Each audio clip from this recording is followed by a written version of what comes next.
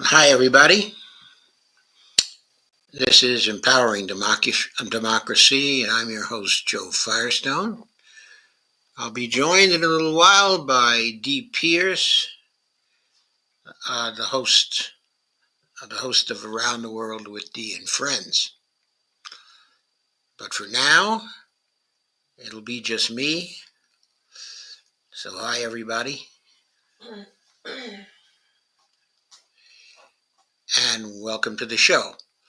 Our topics for tonight are two: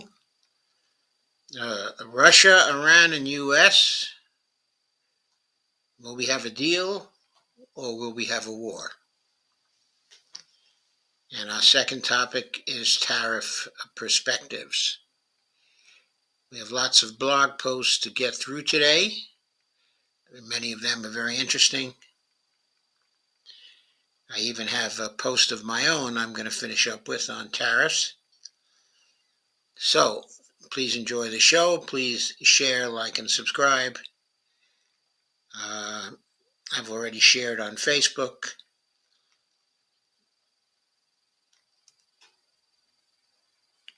And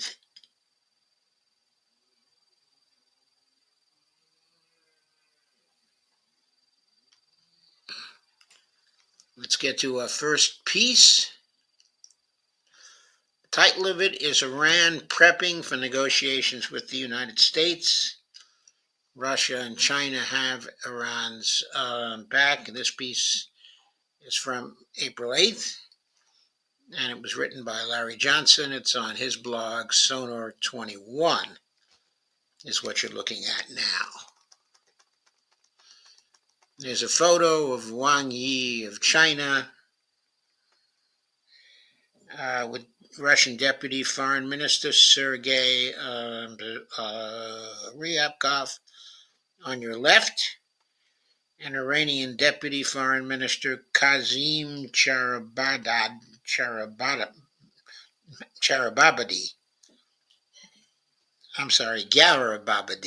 Sorry. A little challenging, that one.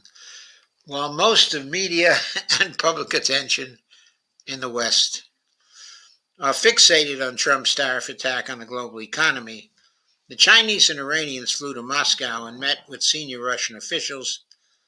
The meeting is described as, quote, expert-level consultations on the Iranian nuclear program, unquote.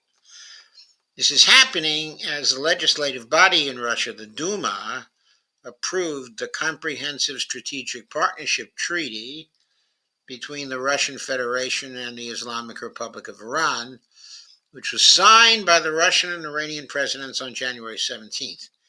I discussed in detail the key portions of that agreement in my April 2nd article, and he gives a link to that article here. Here is what I wrote, says Larry, about the question of nuclear proliferation. Quote, the security agreement also addresses, albeit indirectly, the U.S. claim that Iran is building a nuclear weapon. According to Article 10, the contracting parties shall closely cooperate on arms control, disarmament, non-proliferation, and international security within the framework of relevant international treaties and international organizations to which they are parties and regularly consult on these issues. The key phrase is, quote, non-proliferation, unquote. If Iran proceeds to develop an operational nuclear device, this would invalidate this agreement. The Iranians are not crazed lunatics. They understand that they will have more security with Russia on their side as long as they do not actually proliferate than they would if they decided to build a nuclear warhead. Now the Chinese have joined the meeting. Why?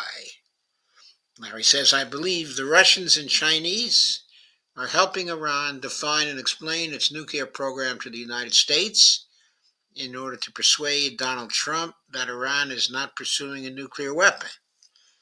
As I have noted several times in recent podcasts and articles, the Russians, Chinese, and Iranians completed a a joint military exercise in mid-March. It was their 7th consecutive annual exercise. So the three countries have a proven history of working together collaboratively on issues of national security. Sorry about that one. Oops, I guess I inadvertently deleted the post I was working with. So please give me a moment and I will get that post back.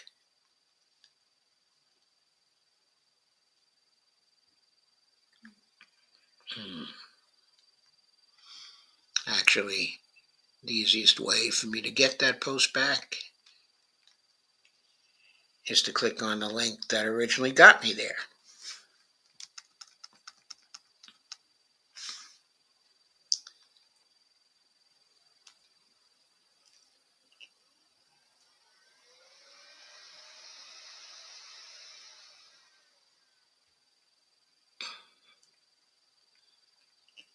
So,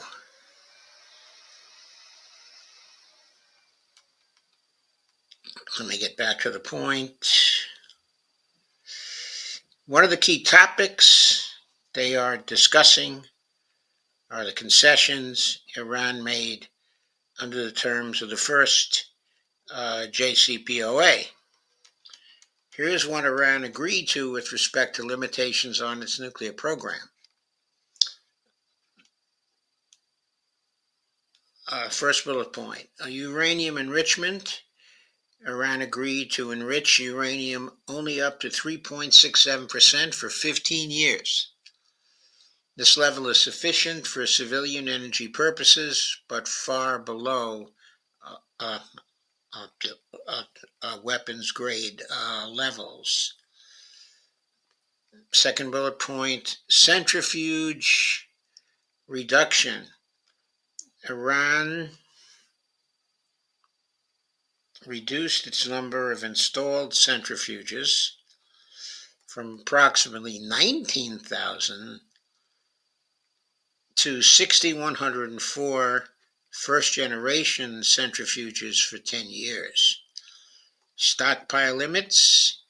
Iran's stockpile of low-enriched uranium was capped at 300 kilograms for 15 years, representing a reduction of about 97% from pre-agreement levels. Okay, bullet point 4, medium enriched uranium. Iran limited its stockpile of medium enriched uranium entirely. And finally, facility restrictions. Uranium enrichment was limited to a single facility, Natanz, with other sites converted for non-proliferation purposes. Here's what the Russian Foreign Ministry said recently with respect to possible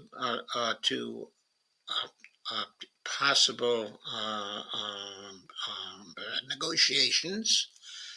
Quote, last week, Russia's Foreign Ministry said that Moscow remains committed to finding a solution to Iran's nuclear program that respect Tehran's right to peaceful nuclear energy.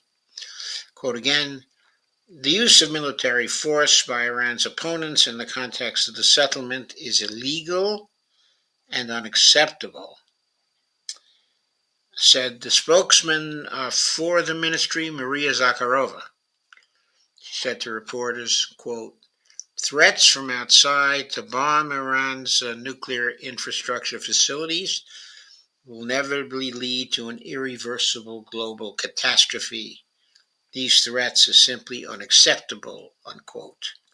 She was referring, of course, to the threats by Donald Trump.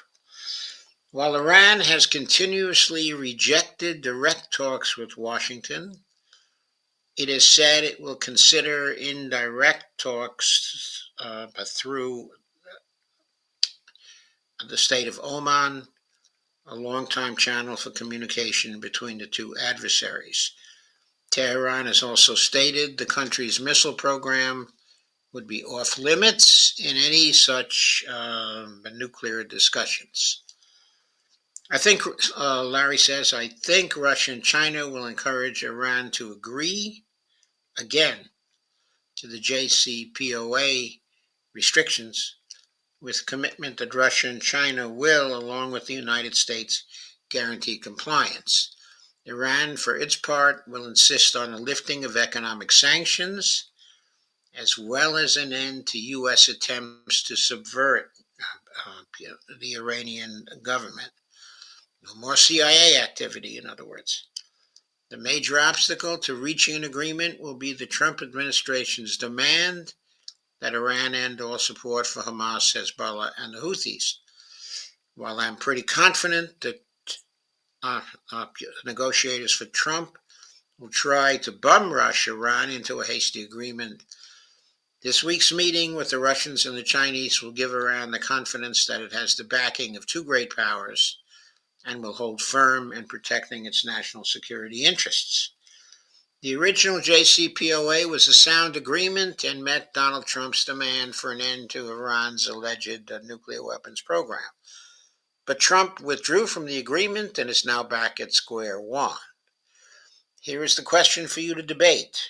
Will Trump, eager to get a diplomatic win in his column, essentially agree to JCPOA 2? Or will he make demands that Iran cannot meet and leave himself with the option of attacking Iran, who now has the clear backing of Russia and China?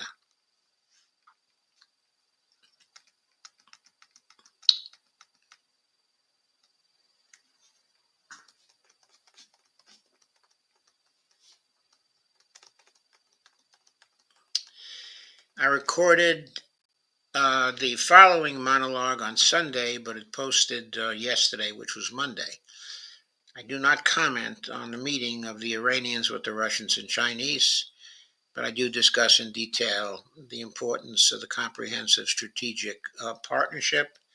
That's the agreement of the Iranians and the Russians, and the implications for Iran's security going forward. And here is the video that Larry was talking about. I'm not going to play that video because we have a lot of other things to go over today.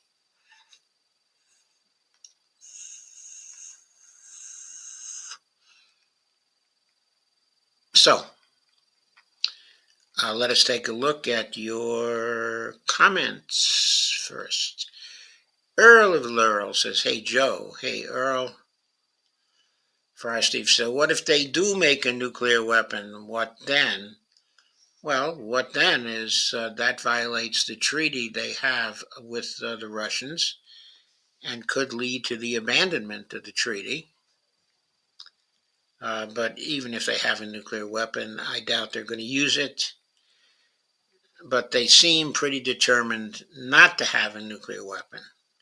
There's a fatwa against it, and the supreme leader doesn't seem likely to change the fatwa. Of course, it depends on what, exactly the Russians have given to the Iranians, but it's quite likely they've helped them to strengthen their air defense system, and that they have very strong air defenses against the F-35s and the F-22s, which would come at them from both the United States and Israel. Those defenses would probably suffice for the F-18s also, and any F-16s or F-15s that are in the mix. Fry Steve says, quote, the joint drills called the Maritime Security Belt 2025 took place in the Gulf of Oman near the strategic Strait of Hormuz, quote unquote. Only one limited drill, very different from the joint military operations.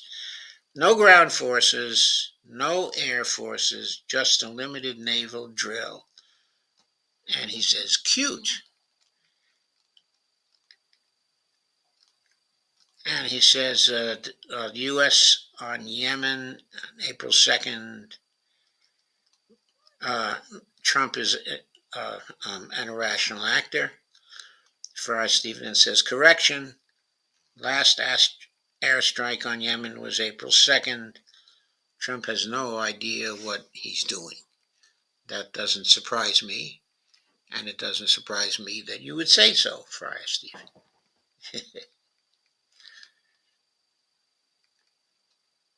I'm going to move to our second piece for tonight now.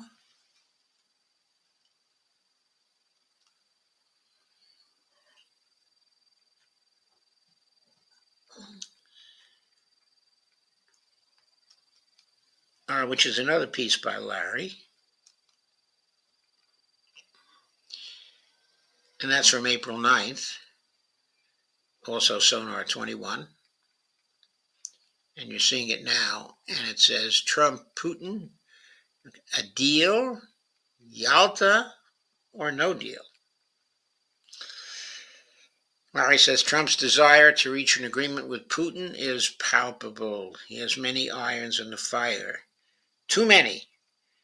Witkoff is not sure of the facts, and the lack of historical awareness could become a stumbling block. Putin is waiting because he can. And there's a picture of Putin looking, I guess, kind of comfortable, almost beatific. There's a picture of Trump, who looks like he's playing with some plates, doing the plate dance or something. Anyway, here's the introduction to the Post. In our series, quote, the War of Two Worlds has begun, unquote, we have drawn up a long-term forecast. Trump sees an agreement with Russia as the basis for being prepared for the long-term competition between the worlds. Trump has many irons in the fire at the same time, possibly too many. In stark contrast to his balanced approach towards Russia, he's behaving extremely aggressively towards all other parties: Iran, Yemen, China, Mexico, Venezuela, Canada, Mexico again, and Greenland. Carrot for Russia, stick for the rest of the world. In addition, the sword of Damocles of a financial collapse hangs over the red blonde head of the deal maker from New York City, who has chosen an envoy in Steve Witkoff, who admires his master almost idolatrously.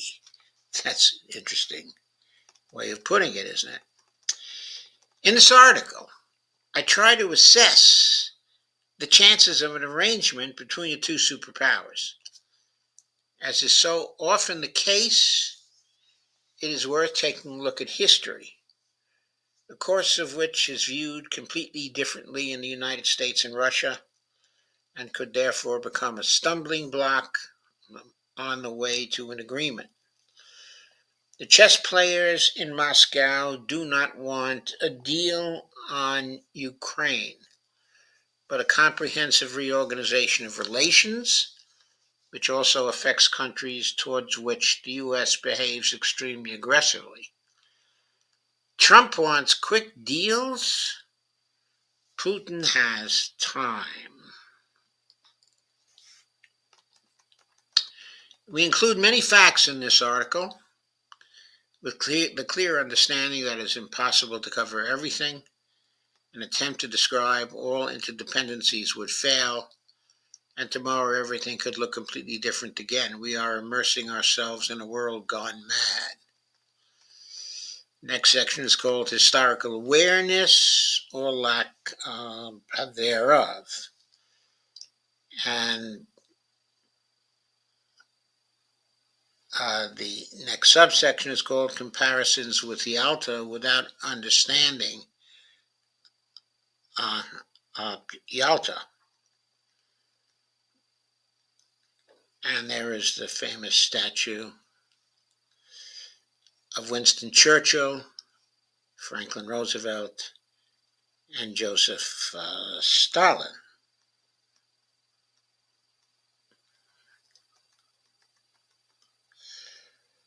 Quote, the big three at the Yalta conference, Churchill, Roosevelt, and Stalin. Photo by Peter Hanselar.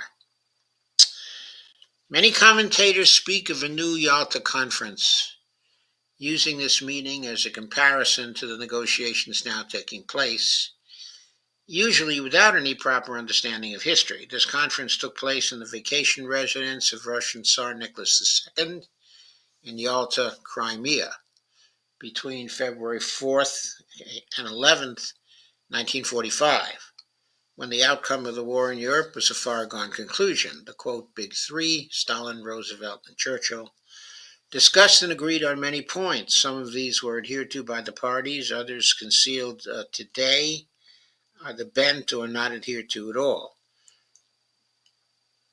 The original text of the Yalta Agreement of February 11, 1945 is linked to in this article. In addition to the reorganization of Europe and the founding of the UN, I believe the 2 points that are regularly omitted were of great importance. The substantial reparation payments to the Soviet Union, which the parties agreed on in principle in this paper, were not carried out or were not carried out sufficiently. Furthermore, many people are not aware that the Americans urgently needed help from the Russians to defeat the Japanese. In Yalta, Stalin expressed his willingness to enter the war against the Japanese within 3 months after the victory against Germany and to confront the Japanese in Manchuria. In return, the Russians received Sakhalin, which is an island to the north of Japan, and part of the Kuril Islands. The Russians kept their word, began the offensive with over 1.5 million soldiers to the day, and overran the Japanese. The Japanese were ready to surrender weeks before the American atomic bombs were dropped on Japan because of this Russian invasion. The only condition was that the Tenno, the Japanese Emperor Hirohito, would keep his throne. The myth that the Second World War was ended by the Americans dropping atomic bombs on Hiroshima and Nagasaki persists to this day. I refer to my comments in my article, quote, Bloodbaths Changed the World, Part 1, unquote, on this topic, which also reports on the Potsdam Conference of July-August 1945. After the capitulation, the Russians withdrew from Manchuria as agreed. They could have kept this territory without any problems, but Stalin kept his word. The Americans fleeced the Russians,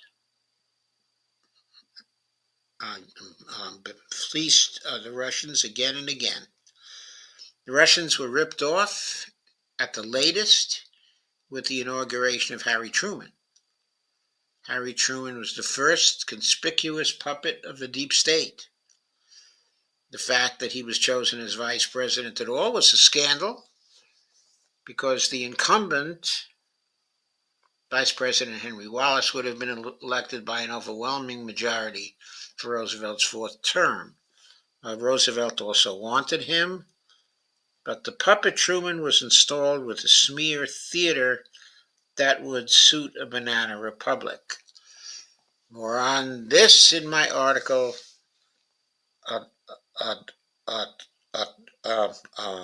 Bloodbaths Changed the World, Part 1, unquote. President Truman completed a turnaround towards Russia within days. The Cold War began, the Russians were left out in the cold after the war and declared the new enemy. Germany was gobbled up, industrially rebuilt and rearmed, partly through the Marshall Plan. War criminals and former Nazis were integrated into politics and the Bundeswehr, which is the German army, of course. And post-war aid to Russia was canceled. The public is aware, for example, that many Nazis were rehabilitated after the war, e.g., uh, um, um, um, Manstein. However, the fact that war criminals of the worst degree or magnitude, such as those sentenced to death in the so-called Eisenstrupen trial, but for the most part released between 1951 and 1958, is deliberately omitted. This behavior of the Germans, under the knowledgeable guidance of the United States, is partly responsible for the fact that Germans today completely lack an understanding of history, and that German politicians and the media are once again inciting hatred against Russia and Russians. The parents and grandparents of this generation of haters will probably be turning in their graves every day because they know where this hate speech can lead. I myself am at a loss for words, says Larry Johnson. This strategy was continued by the Americans until a few weeks ago, and it was the U.S. that provoked a military conflict with Russia since the fall of the Berlin Wall. That is NATO eastward expansion, Georgia, the Maidan, Minsk 1/2, and in my opinion, a direct type of military conflict against Russia. By U.S. aggression against Russia has thus been a recurring theme throughout history since the end of the Second World War. Well, actually, there was U.S. Against Russia at the end of the First World War as well, under Wilson, when Russia was breaking up in the period of the Civil War after the First World War. Some U.S. troops were sent to Russia because there was a possibility of partition of the empire, and I guess the U.S. wanted its share. So we sent some troops.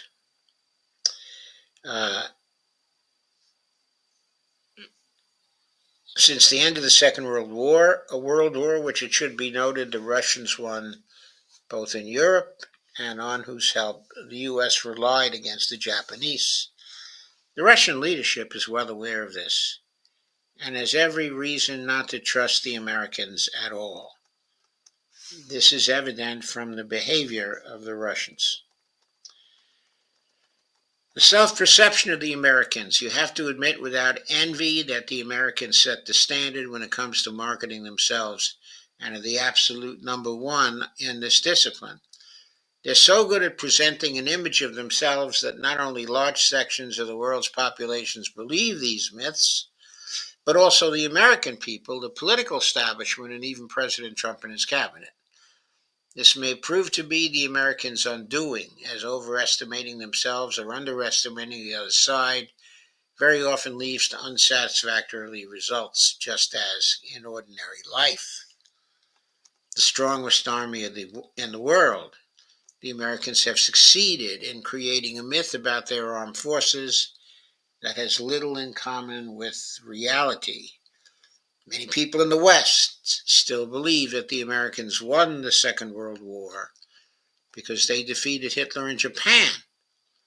However, this is by no means true. There are two ways of looking at how much a country contributed to the victory against Hitler. You can look at the active side, i.e., how many Germans were killed and by whom. The Soviet forces killed 76% of all German soldiers. All other allies together, France, Great Britain, the United States, etc., 24%.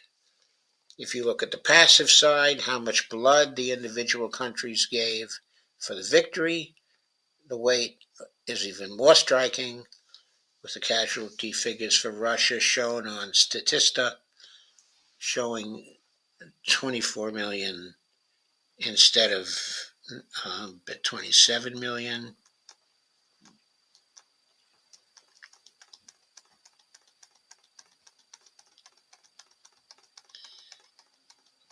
The Americans have always used D-Day, the landing of the Allies in Normandy on June 6, 1944, as a smash hit to celebrate the sacrifice of the Americans.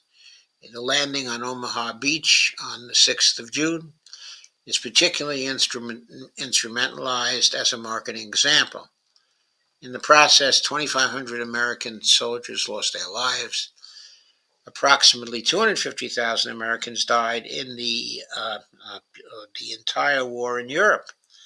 I don't want to belittle the achievements of American soldiers here. Every soldier who gives his life in war is a hero. But nevertheless, the numbers pale in comparison to the sacrifices made by the Soviet population. Soviet losses amounted to 19,054 deaths per day over a period of 1,417 days. From June 6th, from June 22nd, do I have that right? Yeah, from June the 22nd, 1941, to September the 5th, 1945. Okay, a good half of them civilians who were slaughtered by German soldiers. That's 19,054 deaths per day. That is one huge number of deaths. Further figures from an article by Renee Zitlau impressively illustrate the strikingly higher war burden of the Russians. See, quote, the U.S. is also rewriting history. Nevertheless, Hollywood cements the narrative of the Americans brilliantly, even if it's wrong. You have to pay respect to the way it's done. And this is, of course, from Saving Private Ryan.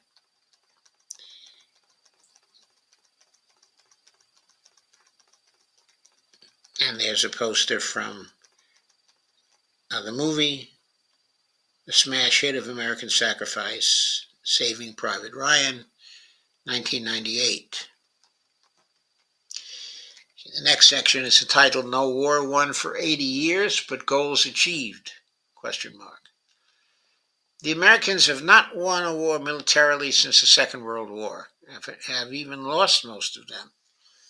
Since 1945, it has been observed that the U.S. has continued military conflicts for a prolonged period of time despite regular military defeats. They do this by managing to keep their own losses very low, as their weapon systems were vastly superior to their weak opponents until recently. They had air superiority and regularly sent third parties into the fire as proxies. The reasons for the strategy are multi-layered. Firstly, war is a huge business for the U.S., or rather for the military-industrial complex. Secondly, the main aim of these wars is to weaken strategic opponents. This can be achieved even if one is ultimately defeated militarily. The first major proxy war was fought by the Americans in the Iran-Iraq War, a prime example of this strategy in which the U.S. even managed not to be officially involved. Iraq was used as a proxy. The war lasted for 8 years. Although the Iranians ultimately prevailed militarily, they were completely bled dry financially, militarily, in terms of population. Many well-educated men died in this conflict, who were then missed for rebuilding. The Americans succeeded in making the rise of an Iran independent of the U.S. after the fall of the Shah impossible in the long term. And to this day, the mission is accomplished. The Americans were also never squeamish. when it came to choosing the means to achieve their goals, it was the Anglo-Saxons, the US and British who bombarded Germany's cities for years during the Second World War, wiping out millions of civilians. It was thought that this would destroy the enemy's ability to defend itself. This did not happen. The US destroyed Hiroshima and Nagasaki with atomic bombs, not to achieve a military goal, as the Japanese were ready to surrender weeks earlier, but to show Stalin where the hammer was. Incidentally, the Americans bombed Tokyo with incendiary bombs on March 9th to 10th, 1945, killing over 100,000 civilians.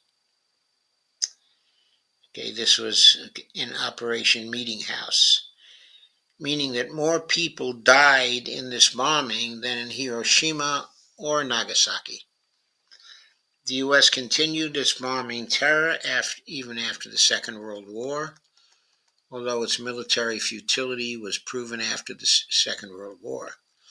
This happened, for example, in Operation Linebacker 2, in which the Americans dropped tens of thousands of explosive devices on the civilian population of North Vietnam with B-52 bombers at Christmas time in 1972, just to show the Vietnamese delegation at the negotiations, the Paris peace talks, what would happen if they did not give in.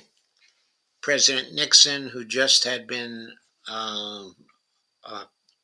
reelected and was already under pressure because of Watergate, was to be given a, quote, peace with honor, unquote. In this way, in order to demonstrate their strength as a war proxy, hundreds of thousands of civilians were slaughtered without hesitation even after the Second World War. This strategy is currently being used in Gaza, and Yemen. Here is D, I believe. I hear a sound that generally means that she has arrived.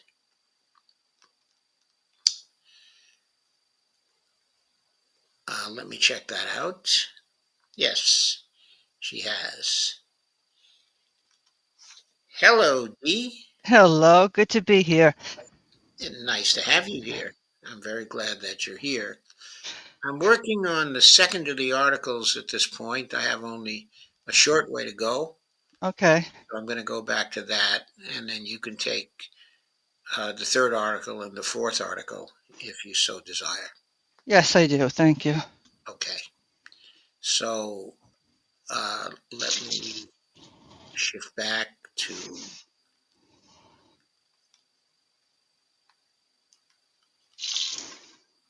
this. From a purely military point of view, Mm-hmm.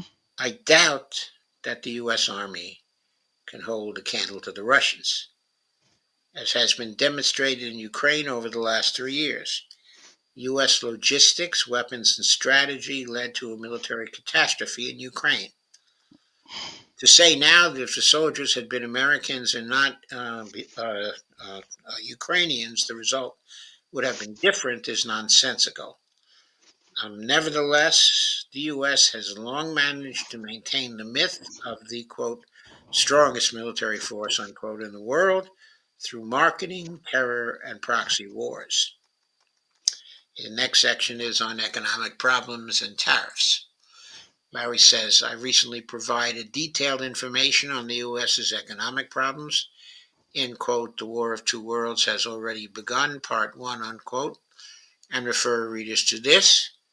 I would also like to refer you to a great article, by Maxime August from last Sunday. The U.S. is approaching a death spiral, quote unquote. Uh,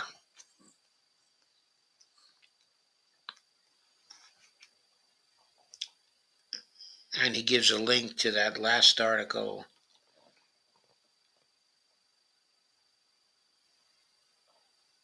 Unfortunately, I don't have my glasses on, so I can't read the small print as to what the publication is. But anyway, the link analyzes the debt catastrophe in the U.S. in a detailed and understandable way. Uh, if it takes a conventional approach to debt, of course, we would probably have to criticize it anyway if we did go through the article, because standard views of debt are not in accord with the MMT approach. Last week, President Trump imposed tariffs on friend and foe, arguing that virtually all trading partners were ripping off the U.S. in terms of tariffs and fees. However, the gigantic tariffs the U.S. is now imposing paint a contradictory picture. Trump calculated that Indonesia, for example, would impose 64% tariffs on the U.S., and that in response it had decided to impose half of this, i.e., 32%, as a tariff. Seems weird. It is important to understand that the tariffs already charged to the U.S. by other countries have nothing to do with tariffs. This figure was not calculated using Indonesian tariffs and fees, but refers to the trade deficit. The trade deficit between the U.S. and Indonesia is $17.9 billion, and Indonesian exports to the U.S. are $28 billion. The Trump administration divides 17.6 by 28 to arrive at a rate of 64%. This is how Trump deals with almost all countries. However, a trade deficit is not caused by tariffs, but by the price performance ratio and the attractiveness of various goods. For example, due to the fact that Swiss watches are the most sought after in the world, and the U.S. does not have a serious watch industry, Switzerland runs a trade surplus in this field, and the U.S. runs a trade deficit.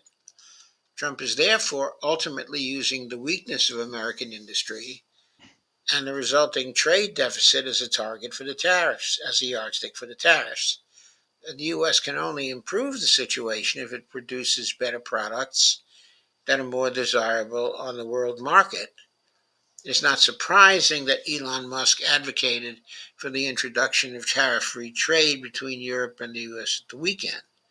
Musk products such as the Tesla show that the U.S. is perfectly capable of manufacturing products that can stand their grounds on the global uh, uh, uh, the global market. To achieve their goal, the Americans will need a major effort to get the entire industry up to speed. This will take decades, as the U.S. no longer has any skilled workers, having been deindustrialized since the imposition of NAFTA.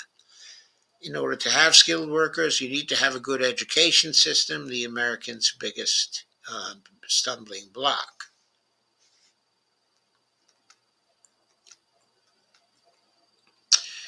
With the wink, we first show a short video of factory workers in the U.S. created with biting humor. Probably comes from China and is mischievous. This is probably how the Chinese see American industrial production, and rightly so.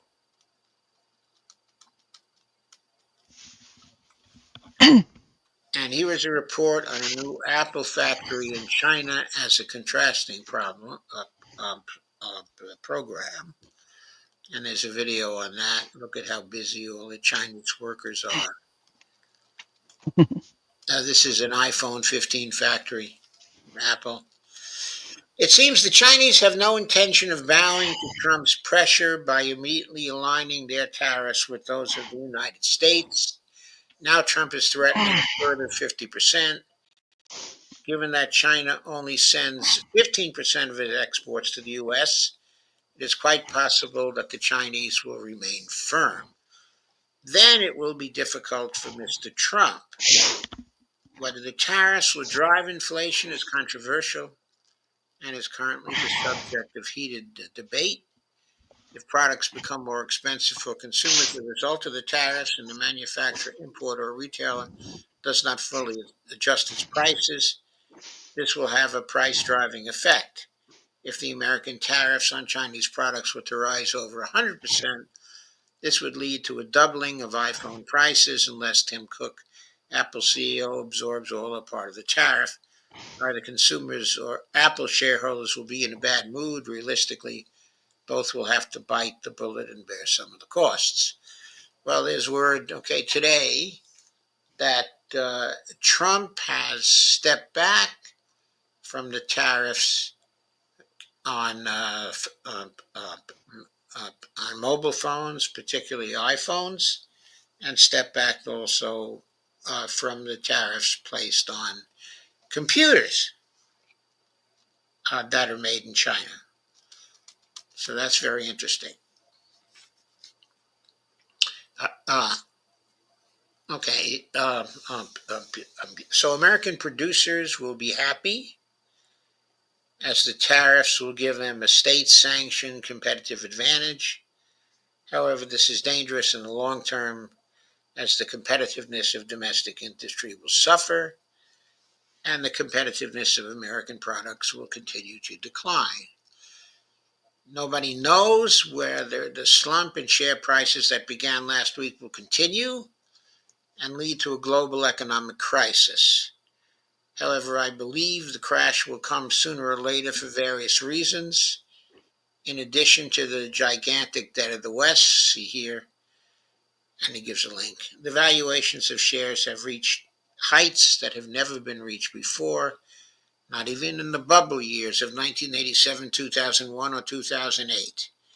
In addition, many investors work with leverage. Either they loan their own shares with collateralized loans, or they buy products that are not shares but securities that reflect a 3 or 4-fold type of leverage.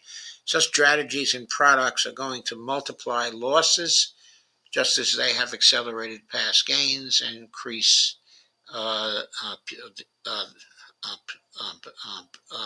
market risks. As a deal maker, Trump will expect proposals from the burdened countries. It remains to be seen whether the plan will work out for the U.S. and whether Trump will be able to conclude advantageous agreements with the affected countries. China has already rejected the deal. Did Trump expect this? Trump and Witkoff, Cognitive Dissonance is the title of the next section. President Trump, I believe him, wants to make peace with the Russians. On the one hand, this has to do with his ego to achieve this, but on the other hand, he seems to have the realistic idea the USA has no chance militarily against the Russians, and that this war will slowly but surely bleed the U.S. dry in terms of weapons and ammunition as well as economically. There's nothing to do with a U-turn by the Americans to solve problems diplomatically in the future. The aggressive behavior of the U.S. towards other countries proves this. For the purposes of this discussion, however, I will assume that Trump's desire to make peace with Russia is genuine. Is that enough to achieve peace? If you want to reach an agreement, it is important to have a realistic assessment not only of the other side, but also of yourself. At the beginning, we talked about self-assessment of military strength. The Americans pretend and believe they are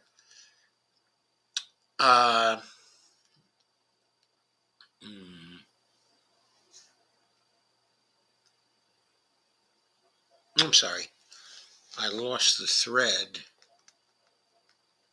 Mm-hmm.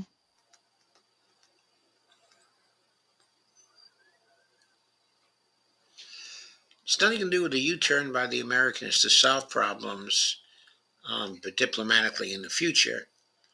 The aggressive behavior of the U.S. towards other countries proves this. For the purposes of this discussion, however, I will assume that Trump's desire to make peace with Russia is genuine. Is that enough to achieve peace?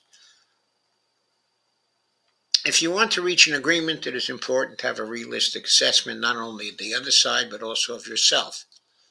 At the beginning, we talked about self-assessment of military strength. The Americans pretend and believe they are the greatest military power. Second World War proves that such myths are not isolated cases.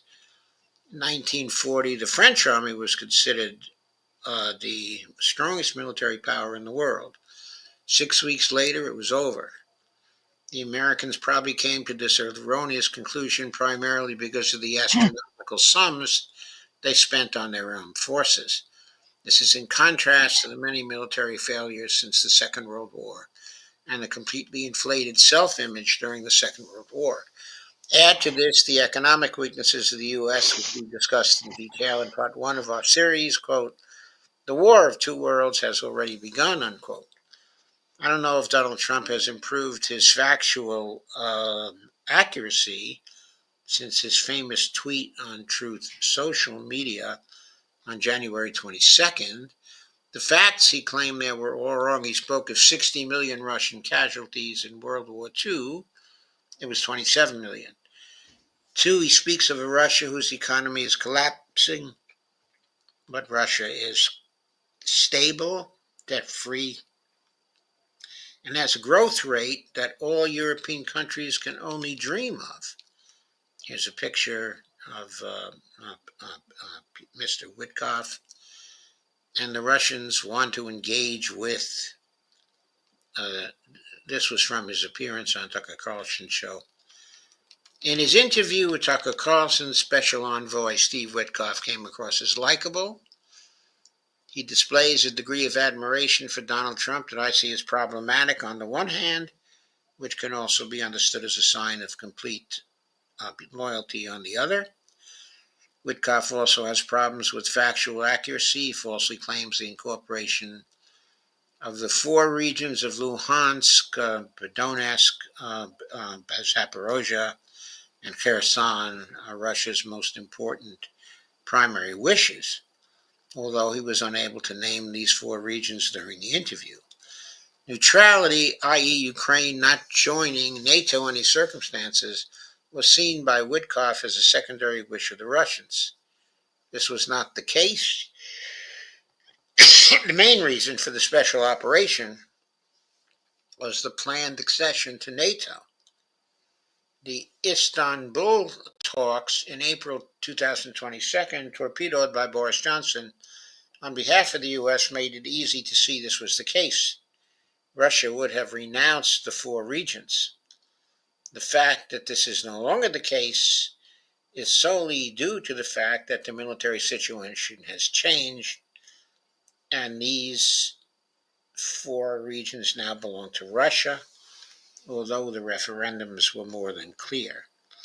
It is extremely difficult to assess the extent to which the Americans are actually aware of their own weaknesses, because their language and volume are still congruent with the America we have known for over 80 years. We are the greatest. No sustainable basis of trust.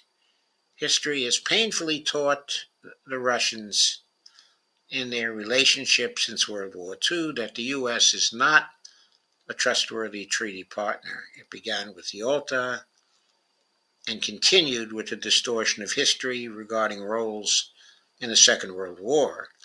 Then the Americans crossed Gorbachev and Yeltsin. That is to say, NATO did, only to set fire to Georgia and Ukraine, and in fact wage war directly against the Russians in Ukraine. Time and again, the Americans acted as friends. For example, Hillary Clinton, after the war in Georgia, handed the Russians the peace pipe during times of American weakness, only to betray them again once they had consolidated their power. If you listen carefully to President Putin and Sergei Lavrov, the Russians are communicating this fact. The Russians are looking for reasons to find a basis of trust with the Americans that is sufficient to enter into agreement with them. On the other hand, it can be seen that the Russian armed forces are advancing ever more strongly in Ukraine. They're therefore not slowing down their advance in the hope of peace. They are creating realities on the map, a clear indication the Russians are still a long way from believing in peace. However, it would be unrealistic to blame the Russians for this. The Russians' behavior is merely a mere consequence of American unreliability. Putin may trust Trump personally to a certain extent, but this does not help the Russians who think long term for the following reasons. First, Trump's power during his 4-year administration is far from secure. Trump attacked the deep state head on by doing an about face on a favorite enemy of the deep state, specifically Russia, and trying to drain the swamp with Elon Musk. Okay, the deep state is a major threat, not only in the United States. Scott Ritter recently said the deep state is finished. I hold Scott Ritter in high esteem, and his statements regarding his military predictions have all turned out to be correct. I don't know how Scott Ritter defines the deep state. Mm-hmm. My opinion, the deep state consists not only of the executors, quote unquote, who have nested themselves in the American political establishment, but also of those who have been pulling the strings in the background for almost 100 years. It would be naive to believe that these rulers would give in so quickly after members of the executive branch have been um, um, uh, neutralized. I'm also firmly convinced that the deep state is not limited to the United States, but also controls the political establishment in Europe, especially in the UK. It is by no means absurd to suggest the deep state exerts its influence through organizations such as the World Economic Forum, the WEF, Soros, the Council on Foreign Relations, CFR, the Trilateral Commission, the Bilderberg Group. Until a year ago, anyone who even uttered the term, quote, deep state, unquote, was dismissed as a conspiracy theorist. Today, this term is used by all politicians and the media. The deep state is therefore an international group of powerful and rich people who have their tentacles all over the world. When President Putin politically disempowered the oligarchs at the beginning of the 2000s, he cut back the power of the deep state in Russia. The last deep state candidate in Russia was arguably Navalny, who was labeled as important, especially in the West. However, Navalny was anything but important in Russia, a complete racist who stole money and never got above a 2% approval rating among the general population in Russia. One of the main reasons why President Putin is so hated in the West is that he put this evil hydra on Russia's doorstep. However, it would be fatal to think that the deep state does not want to return by any means necessary, including to Russia. Next section is called Russia and the U.S. with opposing interests outside Ukraine. Russia's effort to reach an agreement with the U.S. on a broad basis. The Russians seem to be in such a strong position, they're demanding a comprehensive new start with the Americans. The Americans seem to be ready for this. Larry Johnson wrote on February 19th. Oh, I thought originally that Larry Johnson had written this, but let me double check here. I don't think I'm quoting anything, but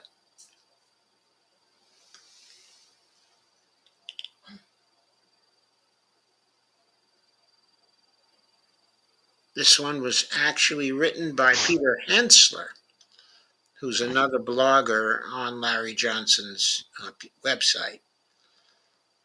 I think that's why we're seeing the exhaustive history, being given here, because that, even though Larry Johnson knows a lot of the history, this is so detailed that it's not surprising it doesn't come from Larry Johnson.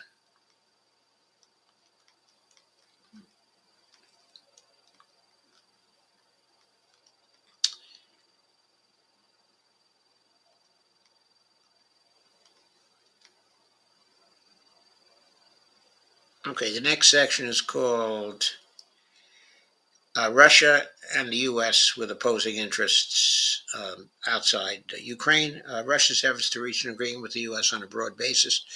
The Russians seem to be in such a strong position that they are demanding a comprehensive new start with the Americans. The Americans seem to be ready for this.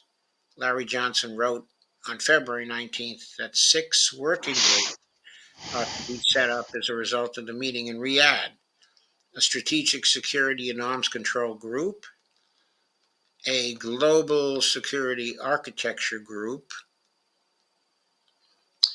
3, a bilateral diplomatic relations group, 4, an energy and sanctions group, and 5, a Ukraine settlement group, and 6, an international affairs group for the Middle East and the Arctic. Media in the West do not give any weight to this point, which Larry Johnson and I consider essential. The reason why the Russians want to put agreements with the U.S. on a much broader basis is also to be found in the lack of trust described above. They do not trust in a truly long-term, quote, friendship, unquote, with the U.S. because the War of Two Worlds has already begun. The Russians therefore want to take home as much as possible from this negotiation package. Iran, the elephant in the room. The biggest stumbling block is probably the completely diametrically opposed interests and relationships that Russia and the U.S. have with Iran. Iran has been a full member of BRICS since January 1st, 2024, and a full member of the Shanghai Cooperation Organization since the summer of 2023. This is a great advantage for Iran, as it is included in the economic alliance that outshines everything else for the first time since 1979. The SCO is a security alliance that could have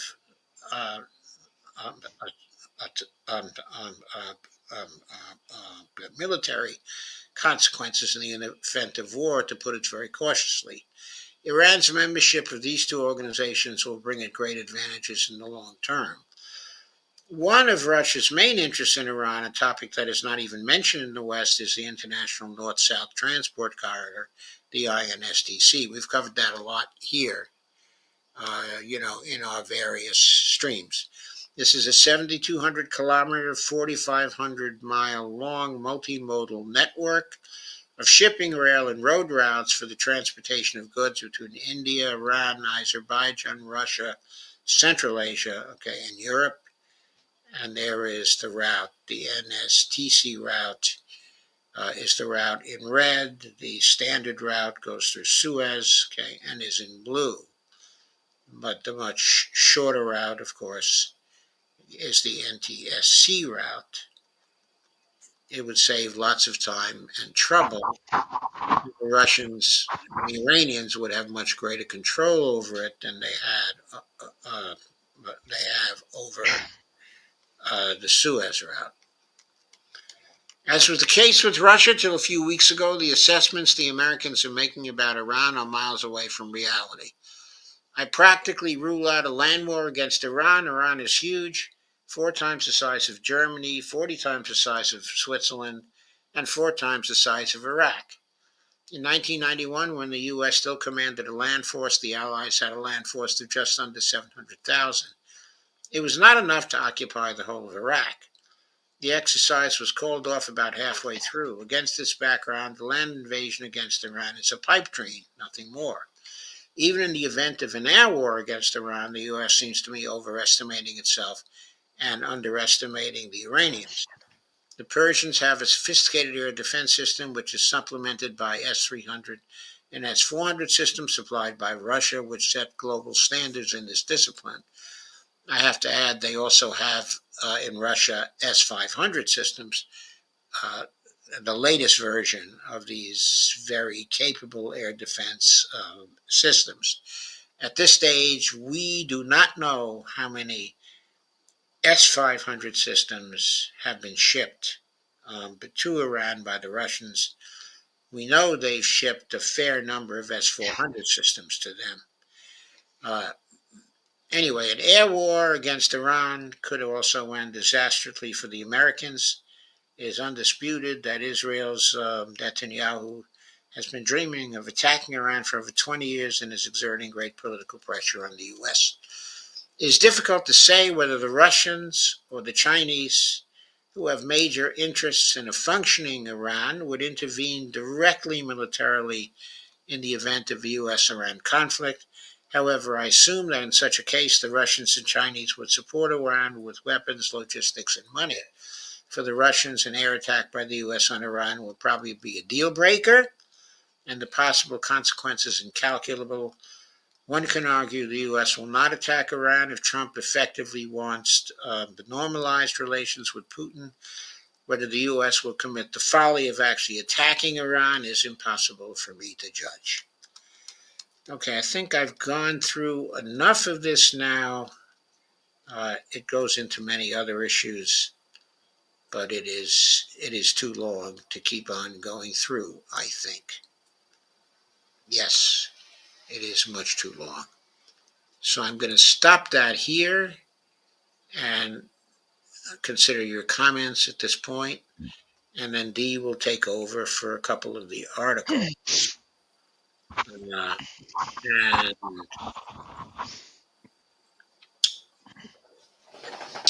let me get my glasses here.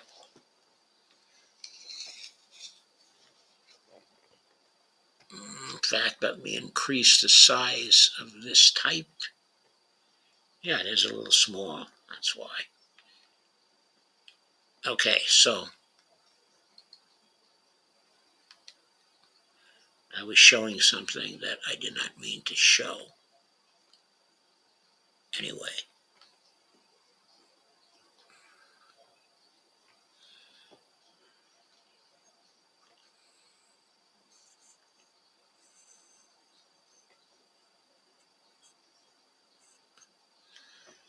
A lot of Friar Steve comments going on. I'll read some of them, but I think there are too many to read.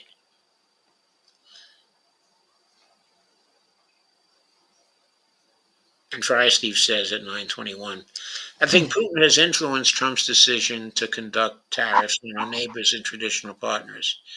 Just like in that picture, he has Trump spinning a bunch of plates like a performing clown. Meantime, Putin continues his war in Ukraine unopposed. He's playing Trump like a fiddle. Trump is Putin's perfect little clown boy. Well, if he's Putin's perfect little clown boy, then why is he on course to attack Iran? In other words, why does he always act as, Netanyahu's clown boy?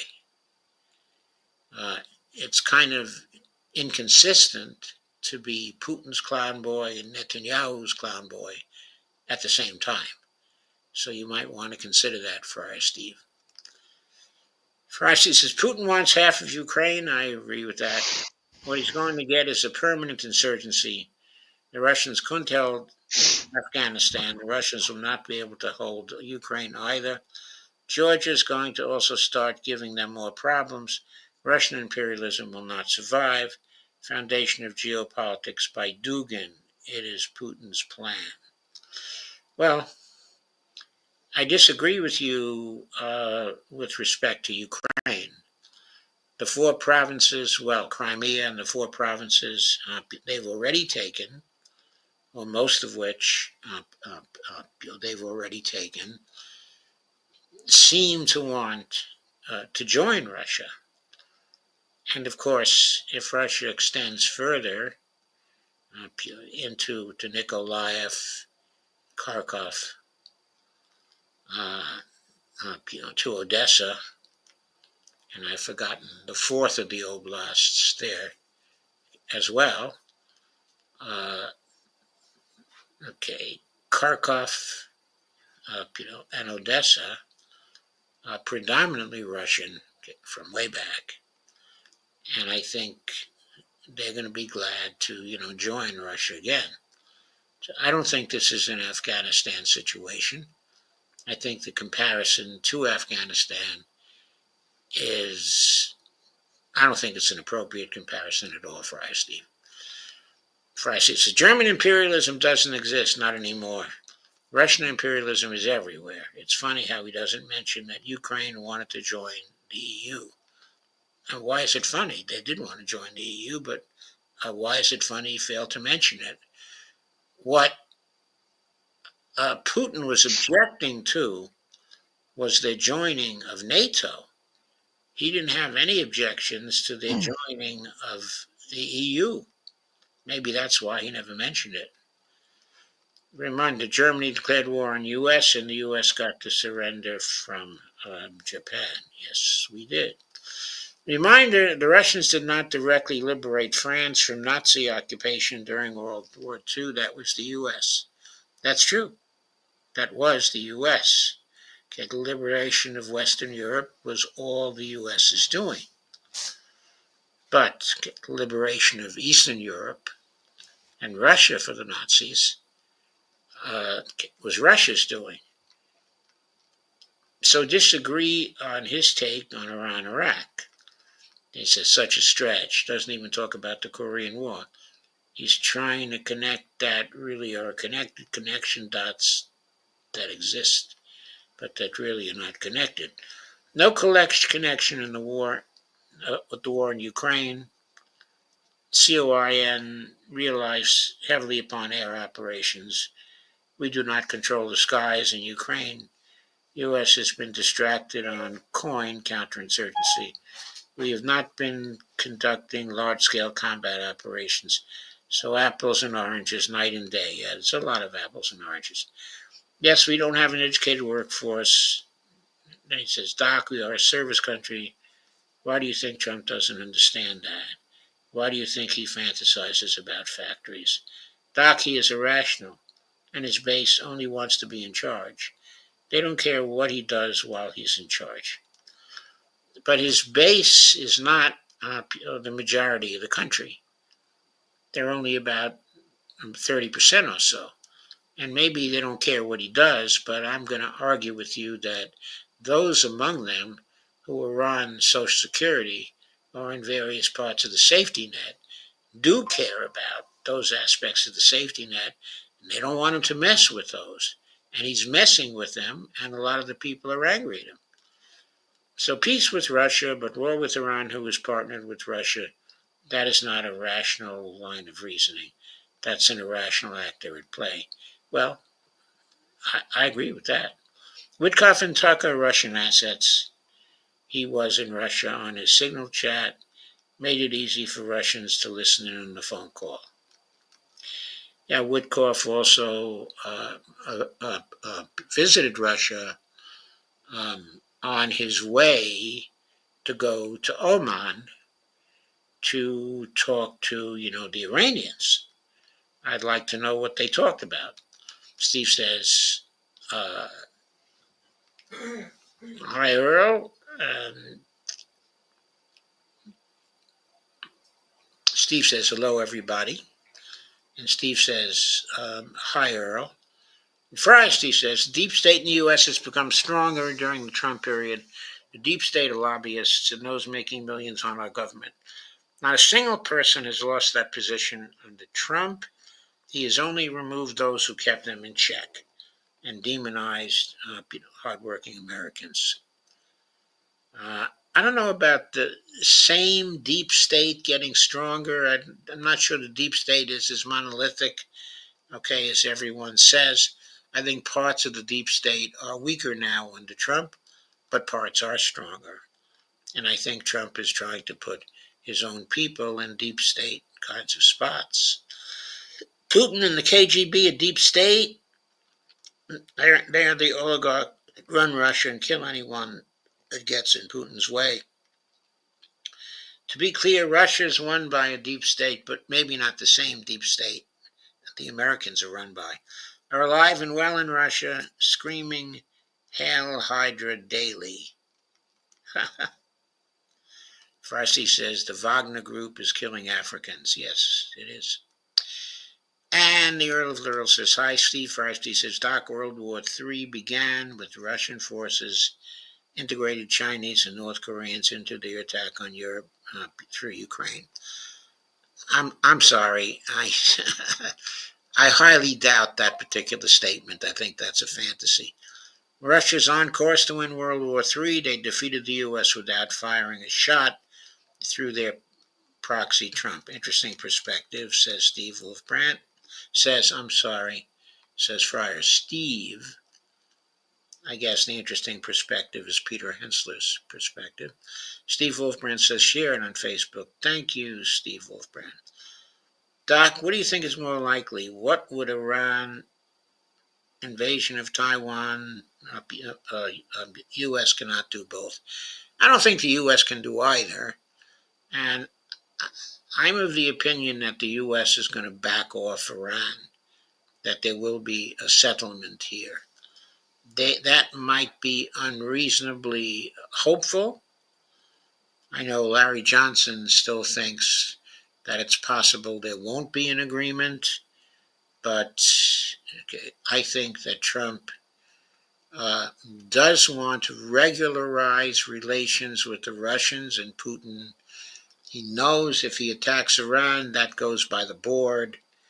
So therefore, he's going to settle with Iran for what he can get. He can get a JCPOA too. And I think he'll probably take that. He'll have some small differences from the original JCPOA, and he will claim a victory that he had a better agreement than Obama got. And that's what he wants to be able to say. I'm going to skip the couple of other comments of Friar Steve's here. Okay, and the show, but Joe McShooty has joined us. Hope you're all having a good evening. Hi, Dolores and Joe. And the show about Joe McShooty says, hey, Steve, glad to see you here. And Friar Steve says, hello, fellow Steve. Okay. So, now let us get on to the next of our pieces, which is a much shorter piece.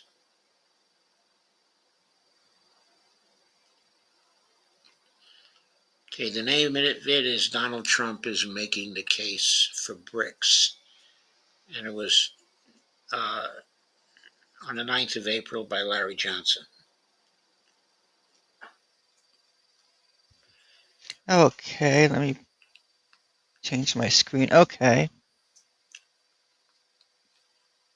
I have posted 2 videos at the end of this post that may interest you. The first is a roundtable hosted by Danny Haifong, which features yours truly, Ray McGovern and Glenn Deason. Quality information. Yes, I can endorse that. I saw that video. Okay. You have very good quality information. The second video is my conversation from Monday with Ryan Dawson. Ryan, who was suffering from macular degeneration, could not appear on camera, but his voice is fine. He is a bona fide expert on the JFK and RFK assassinations. The boys and girls on Wall Street heaved a big sigh of relief today, with the stock market making historic gains, a welcome respite for the losses of the preceding days, when Donald Trump announced a 90-day pause in the severe tariffs, opting only to impose a 10% tariff across the board. Well, not for everyone. Trump boasted tariffs on China, and China responded in kind. Last night, at a Republican fundraiser in New York, Trump made the vulgar, crass, impolitic comment about the 70 countries that have contacted his administration pleading for a tariff deal. Trump said, I'm telling you, these countries are calling us up, kissing my ass, Trump told the National Republican Congressional Committee dinner late Tuesday, just hours before the tariffs went into effect. They are dying to make a deal. Please, please, sir, make a deal.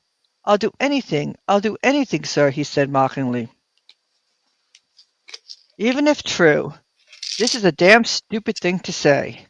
I don't think there are many countries who contacted the Trump administration that are feeling warm and fuzzy towards Trump. Humiliating trading partners is, at best, counterproductive. While Trump, as well as many of his ardent supporters, are celebrating this as a sign of American dominance, I suspect many of those countries seeking tariff relief are considering whether they want to continue to be harnessed to the US dollar. Whether he acknowledges it or not, Trump made a great case for why nations should align themselves with BRICS rather than be economic hostages of a fickle hegemon. Trump's real objective in leaving these unprecedented tariffs is to punish China. Trump is proceeding from the assumption that China's economy is weak and that the United States holds the upper hand. According to the Chinese government, approximately 14.7% of China's title exports went to the United States in 2004. That is a decline compared to 2018, when the U.S. accounted for approximately 16% of China's exports, with total exports to the U.S. valued at $547 billion. Okay, that 14.7%, it went to the United States in 2024 Okay, rather than 2004. okay. Please go on. Chinese exports to the United States in 2024 accounted for 13.4% of all U.S. imports. The main category of goods imported from China to the U.S. include consumer electronics, smartphones, computers, and tablets dominate this category, with China accounting for 78% of U.S. smartphone imports and 79% of laptops in 2023. Okay, so just to make this point here, Trump today decided to back off the smartphone tariffs and tariffs on computers and tablets, okay, and other electronics. Okay, so okay, that was China accounting for 70% of U.S. Smartphone imports. Okay, and he's backed off that. Now, I don't know whether he includes the imports from China in that particular category. That, has to be double checked. But he seems to have done that. So he seems to have backed off another huge category of imports. Uh, if that seems to be most of the imports coming from China. So if that is true, then there's not much left for people to pay the tariffs on coming from China, except for various kinds of consumer goods. I've heard that 80% of Amazon goods come from China, and I'm sure the Temu ratio is even higher than that. Probably almost everything they do comes from China. Okay, so all that stuff is consumer goods. And so if Trump's going to keep a tariff on those consumer goods, he's going to piss off a huge number of people. I mean, retail people, because they're buying stuff from Temu and from Amazon at very, very low prices. They're going to be very angry when those prices actually go up. I just, there's very little sense to what Trump is doing. Anyway, please go on. Okay. Other electronics include televisions, home entertainment systems, and lithium-ion batteries, which make up a significant share of imports. Machinery and industrial equipment. It includes auto parts, robotics, automation equipment, and construction machinery. This category accounted for $110 billion in imports in 2023. Yeah, that's a big deal. Mhm. Furniture and household goods. Wood and upholstered furniture, small home appliances, quote, then not quote, I mean, e.g., microphones, air purifiers, and lighting fixtures are key products. Furniture also accounted for $14 billion in imports. Toys, textiles, and apparel. Toys represent over 70% of U.S. toy imports, while textiles and clothing made up $21 billion in imports in 2023. Medical supplies and pharmaceuticals includes raw pharmaceutical ingredients and medical devices, accounting for about 30% of U.S. imports in this category. I can just hear all the people screaming when their pharmaceuticals go up. Mm-hmm. I mean, I know I'm going to be doing a lot of screaming. Mm-hmm. Unless Trump does a carve-out on pharmaceuticals and electronics, U.S. consumers are going to be paying exorbitant prices for iPhones, computers, and critical prescription drugs. There is almost nothing that the U.S. exports to China that is exclusive to the United States. Soybeans, for example, are a major U.S. export to China. China will now probably turn to Brazil and purchase that crop. No, China and Brazil already have a trade deal in place that bypasses the US dollar. Trump claims to be great friends with Xi Jinping. In light of Trump's insults and crude behavior, I doubt that President Xi counts Trump as a good buddy. Trump and his team apparently believe they have the leverage in the battle and that Chinese will blink and seek a negotiated solution. I think Trump and his advisors are dead wrong. China is not going to be bullied and will not pivot from treating the U.S. as a valued trading partner. Trump's, Yes, and will pivot. yeah, Right, will pivot from treating the U.S. as a yeah. trading partner. Okay, please go on. Trump's actions have removed any lingering doubts within the Chinese leadership that a viable trading relationship with the United States can be maintained. China has one advantage over Trump. Any suffering imposed on the Chinese people will easily be blamed on the United States, not Xi.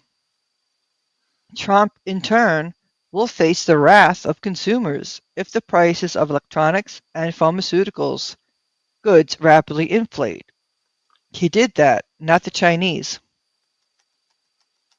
Trump and his advisors also appear to be betting that this move will help convince Russia and China that China is not a reliable economic partner and that Russia will abandon China. I think Trump's tariffs tirade will have the opposite effect, i.e., it will cement Russia and Chinese relations on all fronts and spur them to move quicker on making BRICS a solid alternative to a financial order based on the US dollar. Yes, I'm pretty sure that's going to happen also. Yes. I agree with Larry on that, as a possibility. Uh, I don't think Trump is making sense if he thinks he's going to drive them apart with his tariffs. No, I don't think so either. I just don't think that's going to happen. So that's the end of that post. So let us see if we have any more comments during this intervening time.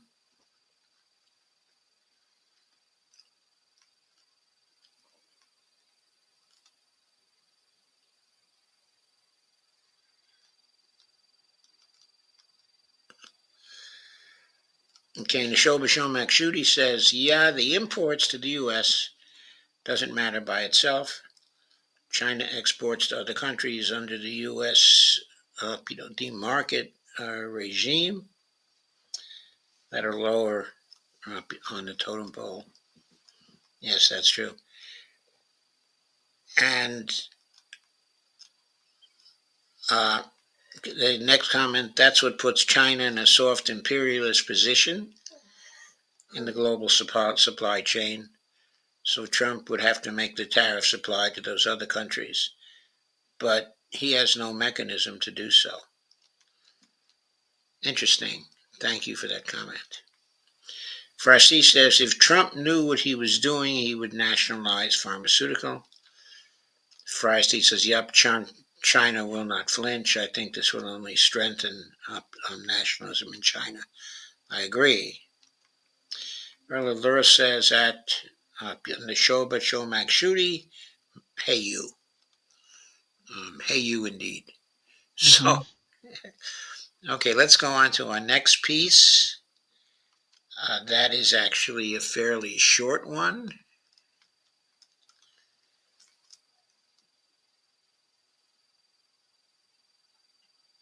It's from the New Yorker Daily Newsletter, Okay.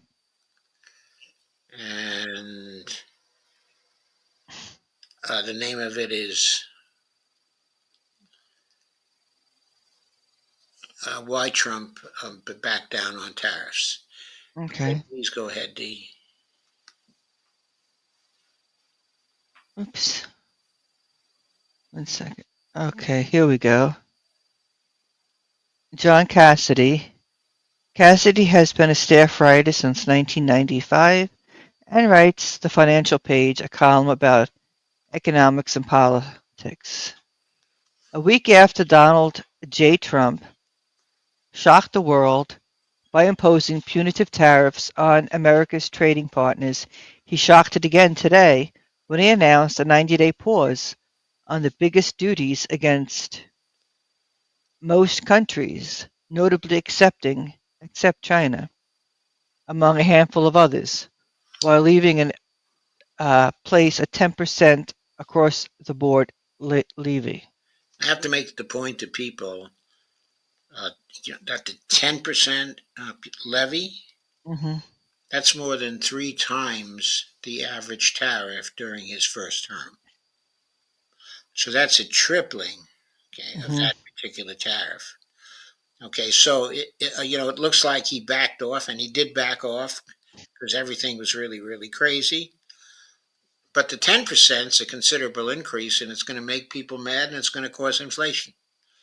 And we got to keep this in mind. And it's across the board on everybody. I mean, there's no thinking through uh, who should be tariffed because we're trying to protect industries. Who should be tariffed because we're trying to get some companies to move here, or who should be tariffed for other reasons. He just seems to be doing the tariffs without any clear objectives about what he's doing. Hmm. I have analysis based on objectives, which will be the final thing we go into tonight, but we'll see how irrational his approach is. Okay, please go ahead. Okay. The administration tried to spin the midday move, which sent stocks rocketing upward, as an example of the president's deal-making prowess, claiming that the tariffs had inspired new trade deals with many countries.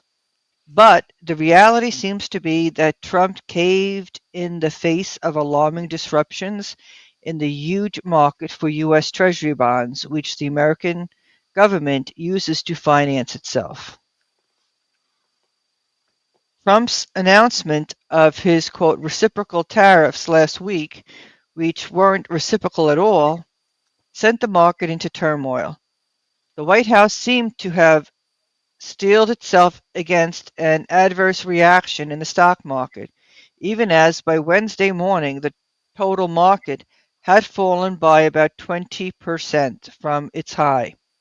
What really spooked financial commentators and Trump himself, as he conceded later on Wednesday, speaking outside the White House, was the turbulence in the bond market, where yields spiked on Monday and Tuesday. A big sudden rise in bond yields equates to a big sudden fall in bond prices, which can be a sign that some financial institutions are in distress and being forced to sell at any price. On Tuesday, reports emerged that the source of this trouble might be the quote, basis trade, a process in which hedge funds borrow gobs of money to profit on the tiny differences in prices between treasuries and derivative securities. Contracts designed to replicate the performance of these same treasuries. When bond prices move unexpectedly, basis traders can face big losses and be subjected to margin forces, forcing them to raise cash by selling some of their portfolios and that sell-off in turn forces prices even lower. It's not entirely clear that this was the actual cause of the rising yields in the bond market, but by this morning, Lawrence Summers, a former Treasury Secretary, warned online that the development in the last 24 hours suggests we may be headed for serious financial crisis wholly induced by U.S. government tariff policy. The current Treasury Secretary, Scott Bessent, himself a former hedge fund manager, initially shrugged off the threat, but by Wednesday afternoon, Bessent was spinning the calculation as best he could. Referring to Trump, he said, quote, "It took great courage for him to stay the course." If that was meant as an inside joke, Bessent didn't let on. More likely, he was trying to assuage his boss's bruised ego. A very important thing to do. Yeah. In the end, the markets forced Trump to do something sensible, announce a timeout.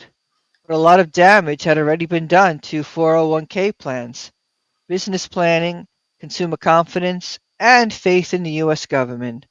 None of these things will be repaired easily or quickly. Yes, I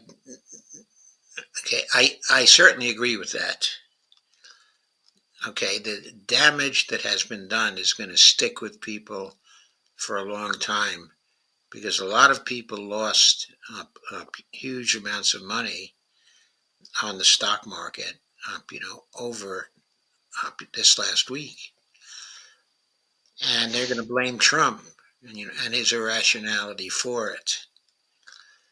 Uh, okay, and things are not ending. He's still doing unexpected things. People uh, uh, just have a great deal of uncertainty about what he's going to do next, and that affects things because with respect to the market, certainty is very, very important. And what Trump has been doing is pure chaos. Okay, we have two pieces left, to go over, at this point. Uh, okay, if you could take the Mike Whitney piece, which is the next piece, Okay. I would appreciate that because the final piece is mine, and I would like to read that. Okay. Okay. Okay, so I'll put up uh, the Mike Whitney piece, which is a very excellent piece, by the way. Okay. It makes a very good point.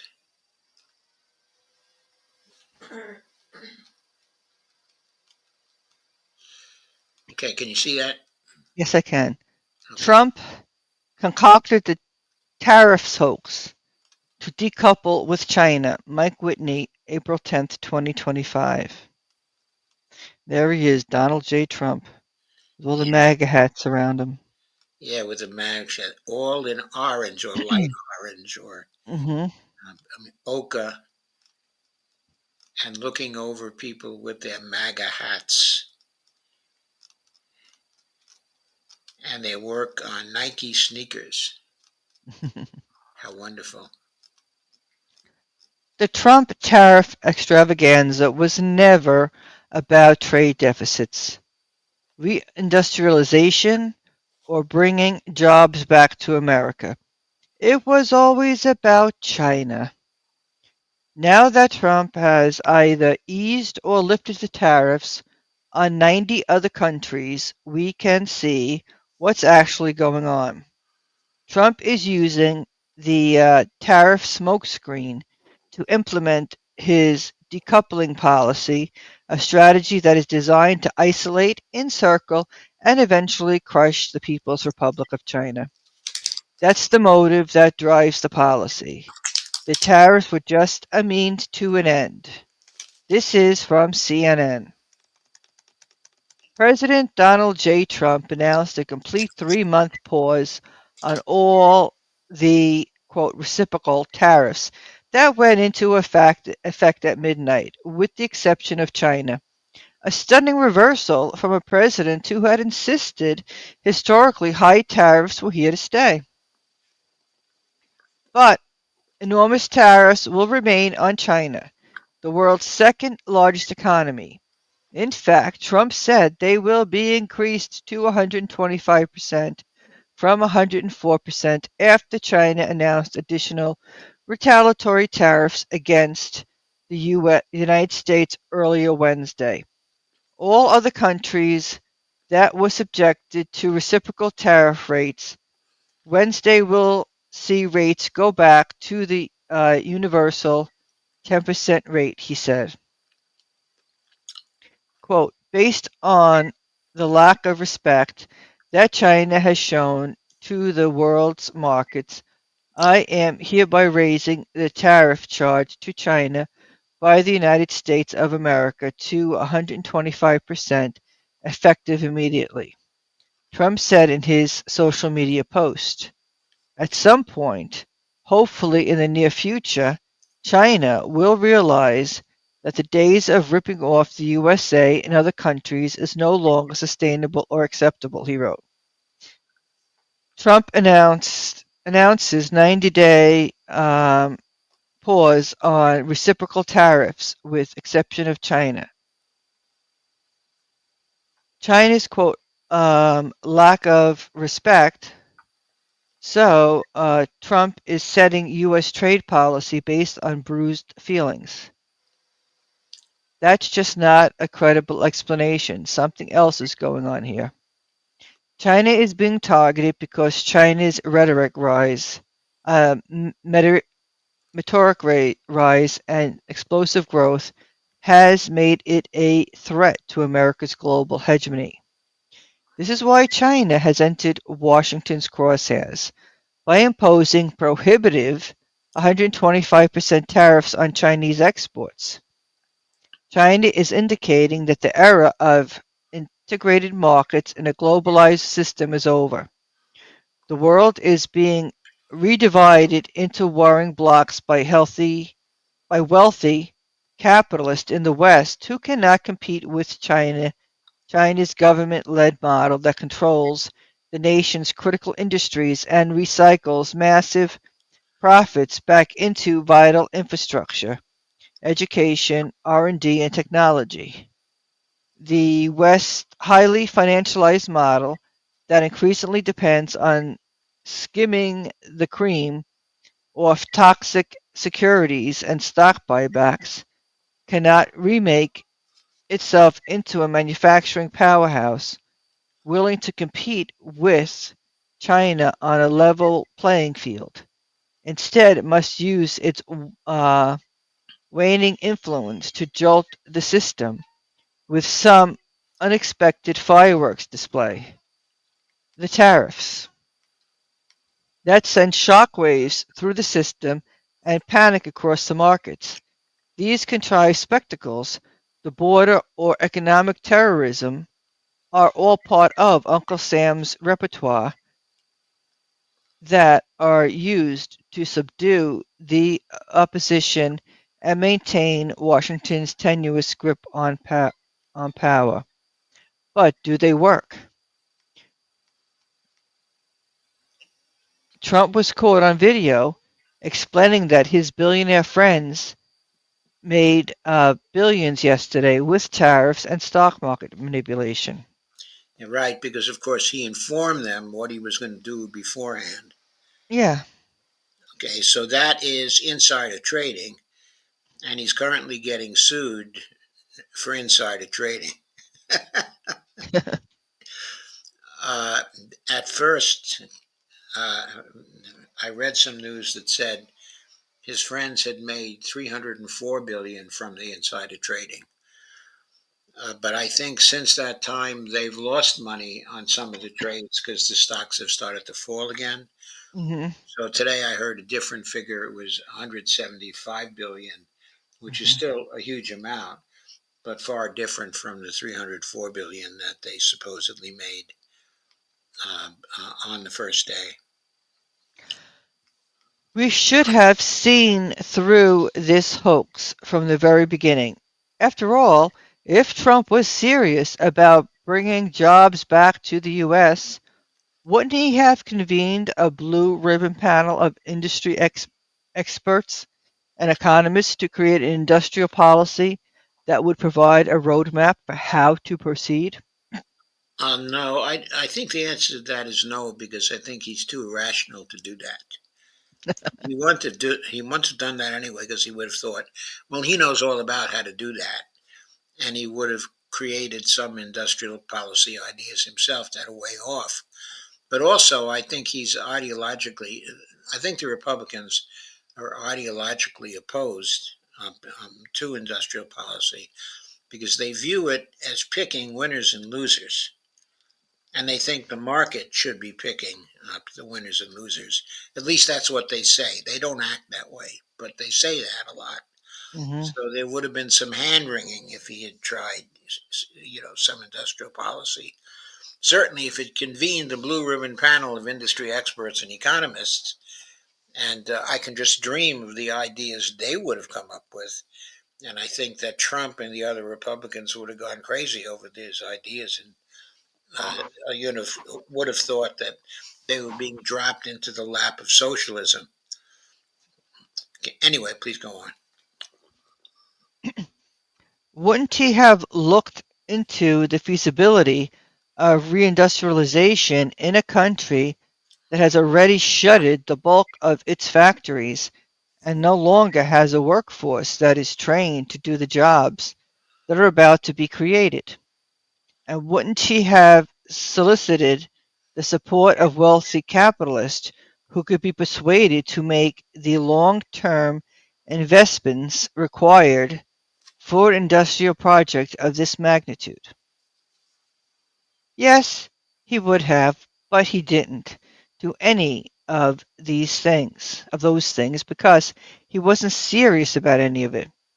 The whole tariffs fracas was just an illusionist trick aimed at creating a pretext for attacking China. That's why it was so easy for Trump to end the charade with a wave of his hand, as if nothing had happened, because nothing had happened. It was all a glitzy light show devoid of any real substance. Yes, only some people lost $175 billion and other people made $175 billion. And no one makes my and no one makes my case that, quote, this was all about China's better than Trump's right hand man, Treasury Secretary Scott Bessent. Check out this clip of Bessent boasting about how he tricked China. Crazy. Treasury Secretary Bessent just revealed that President Trump laid a trap and China fell into it. This was driven by the president's strategy. You might even say that he goaded China into a bad position, they responded. They have shown themselves to the world to be the bad actors, and we are willing to cooperate with our allies and with our trading partners. Uh, there's, there he is. Yeah, they were all just crazy. They are crazy. Vicente is obviously pleased that he and Trump were able to, quote, pull a fast one on China. Vicente thinks that's good policy. And of course, the American people, most of whom are distrustful of China to begin with, agree. Quote, China is ripping us off, says the president, whose nation's bank account is 36 trillion overdrawn and whose country lives on the generosity of strangers. Ch- Okay, well, we really don't, but that's another no, issue. That's an entirely different issue, entirely different story. We don't have to go into uh, quite yet. yeah. Quote, China is stealing our jobs, say the corporate bosses who uprooted their businesses and factories, lock, stock, and barrel, and shipped them to China to take advantage of the cheap labor and free security. You bet. But now China must be crushed for aspiring to compete with, quote, their betters in the USA. Now China must be, quote, brought to heel. Yeah, I notice how often we have that particular metaphor. Hmm. This guy must be brought to heel. That guy must be brought to heel. That country, must Hmm. be brought to heel. I mean, we think a bunch of dogs are running around Yeah. that we have to talk to. Hmm. Isn't that what's really going on? If we're honest with ourselves, isn't this really a case of sour grapes? Yeah, from the size of that ball in the picture, it looks like sour grapes. Hmm.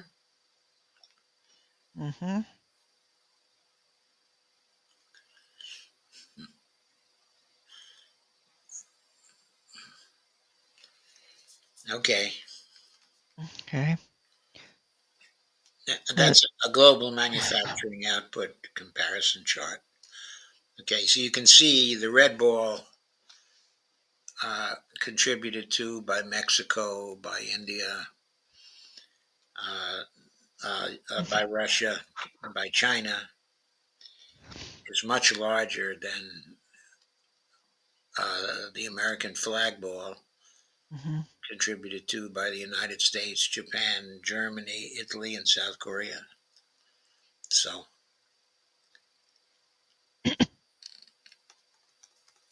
okay, there it is.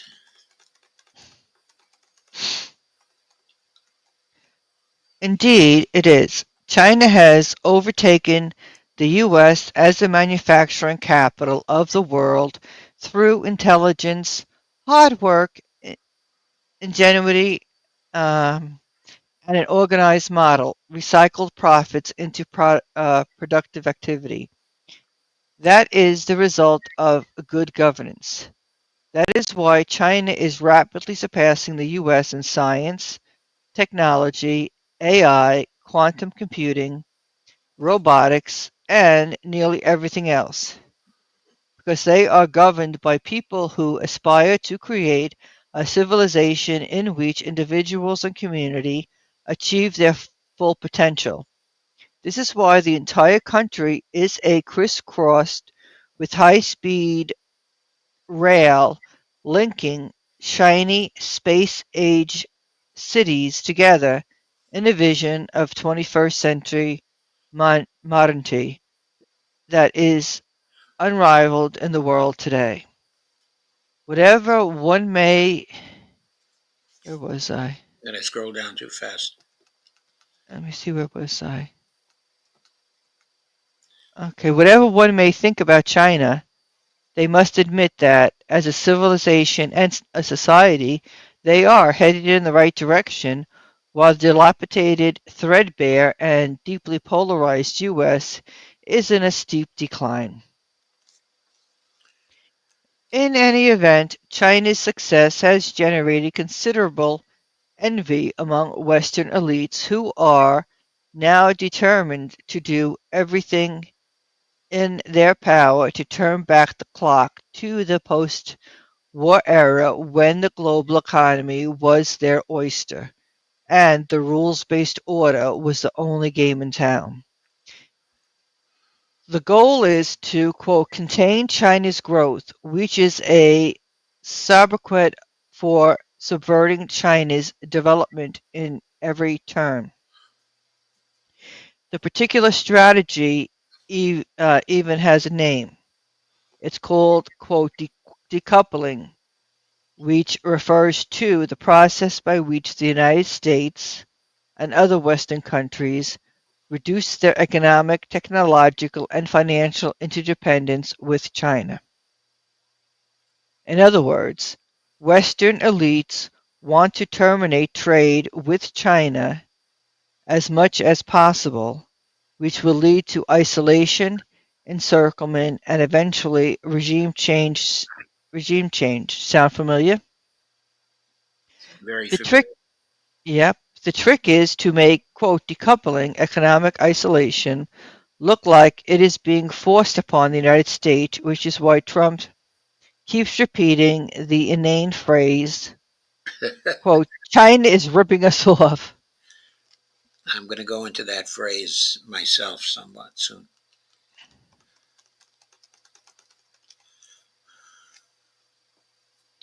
Just to clarify this point, China gives U.S. consumers quality merchandise that requires expensive resources, factories, and investment in exchange for green sheets of paper of diminishing value.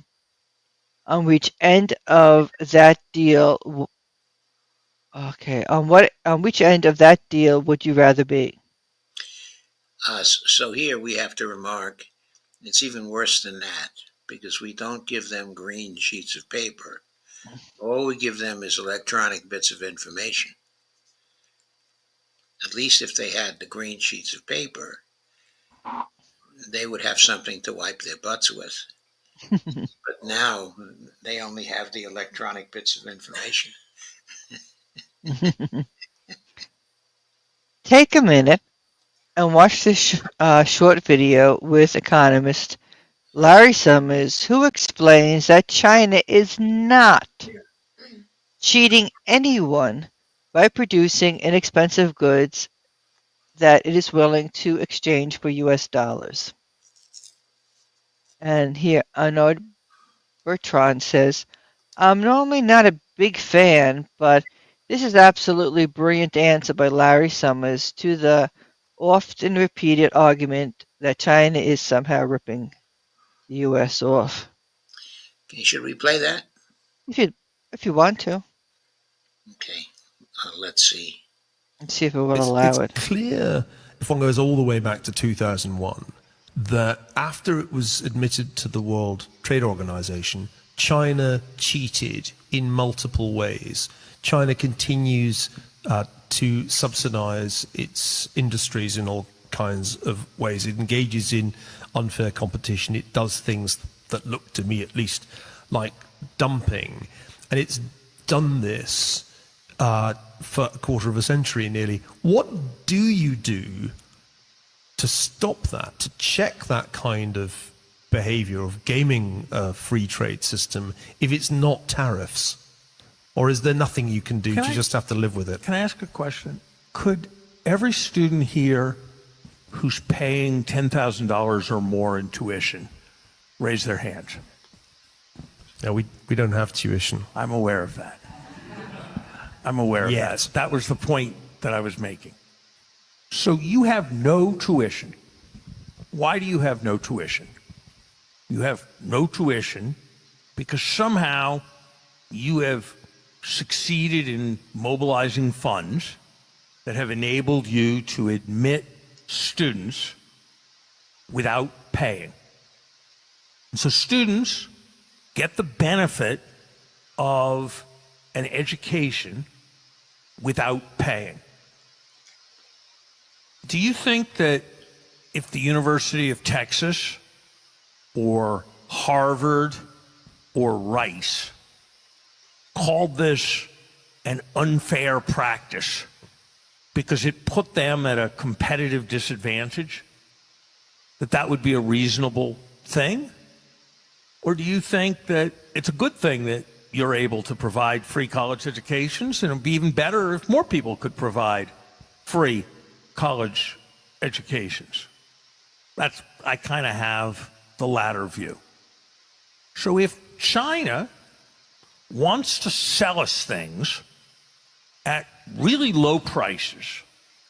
And the transaction is we get solar collectors that help make there be less global climate change, or we get batteries that we can put in electric cars, and we send them pieces of paper that we print.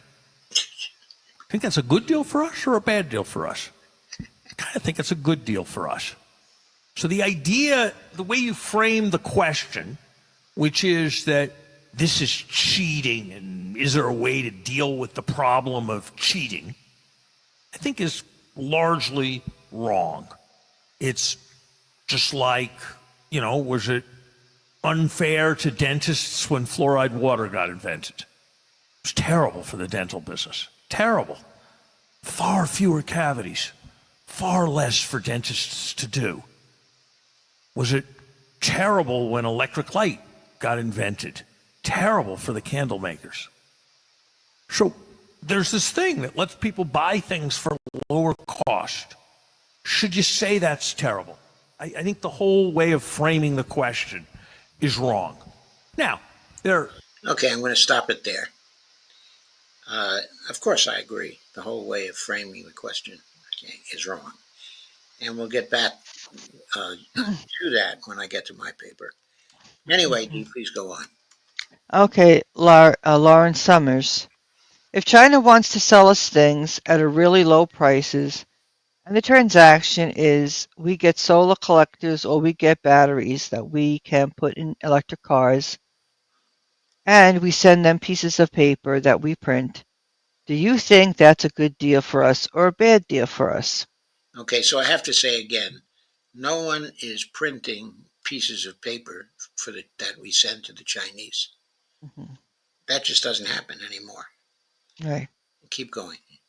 Characterizing this as, quote, cheating, like, oh wait, you're going too fast.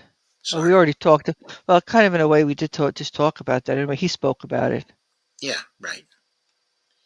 Okay, so we can go a little lower. Yes. This is the manufacturing share of U.S. employment. It's been going down continuously for years and years and years since 1947, but it kept on going down, and after China joined the World Trade Organization, okay, it kept on going down. Mm. But strangely,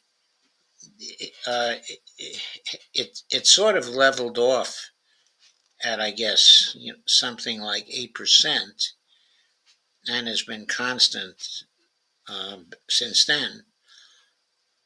Perhaps it didn't have any farther to fall, but I don't think the slope of its fall was any greater since the Chinese joined the World Trade Organization than it was before that.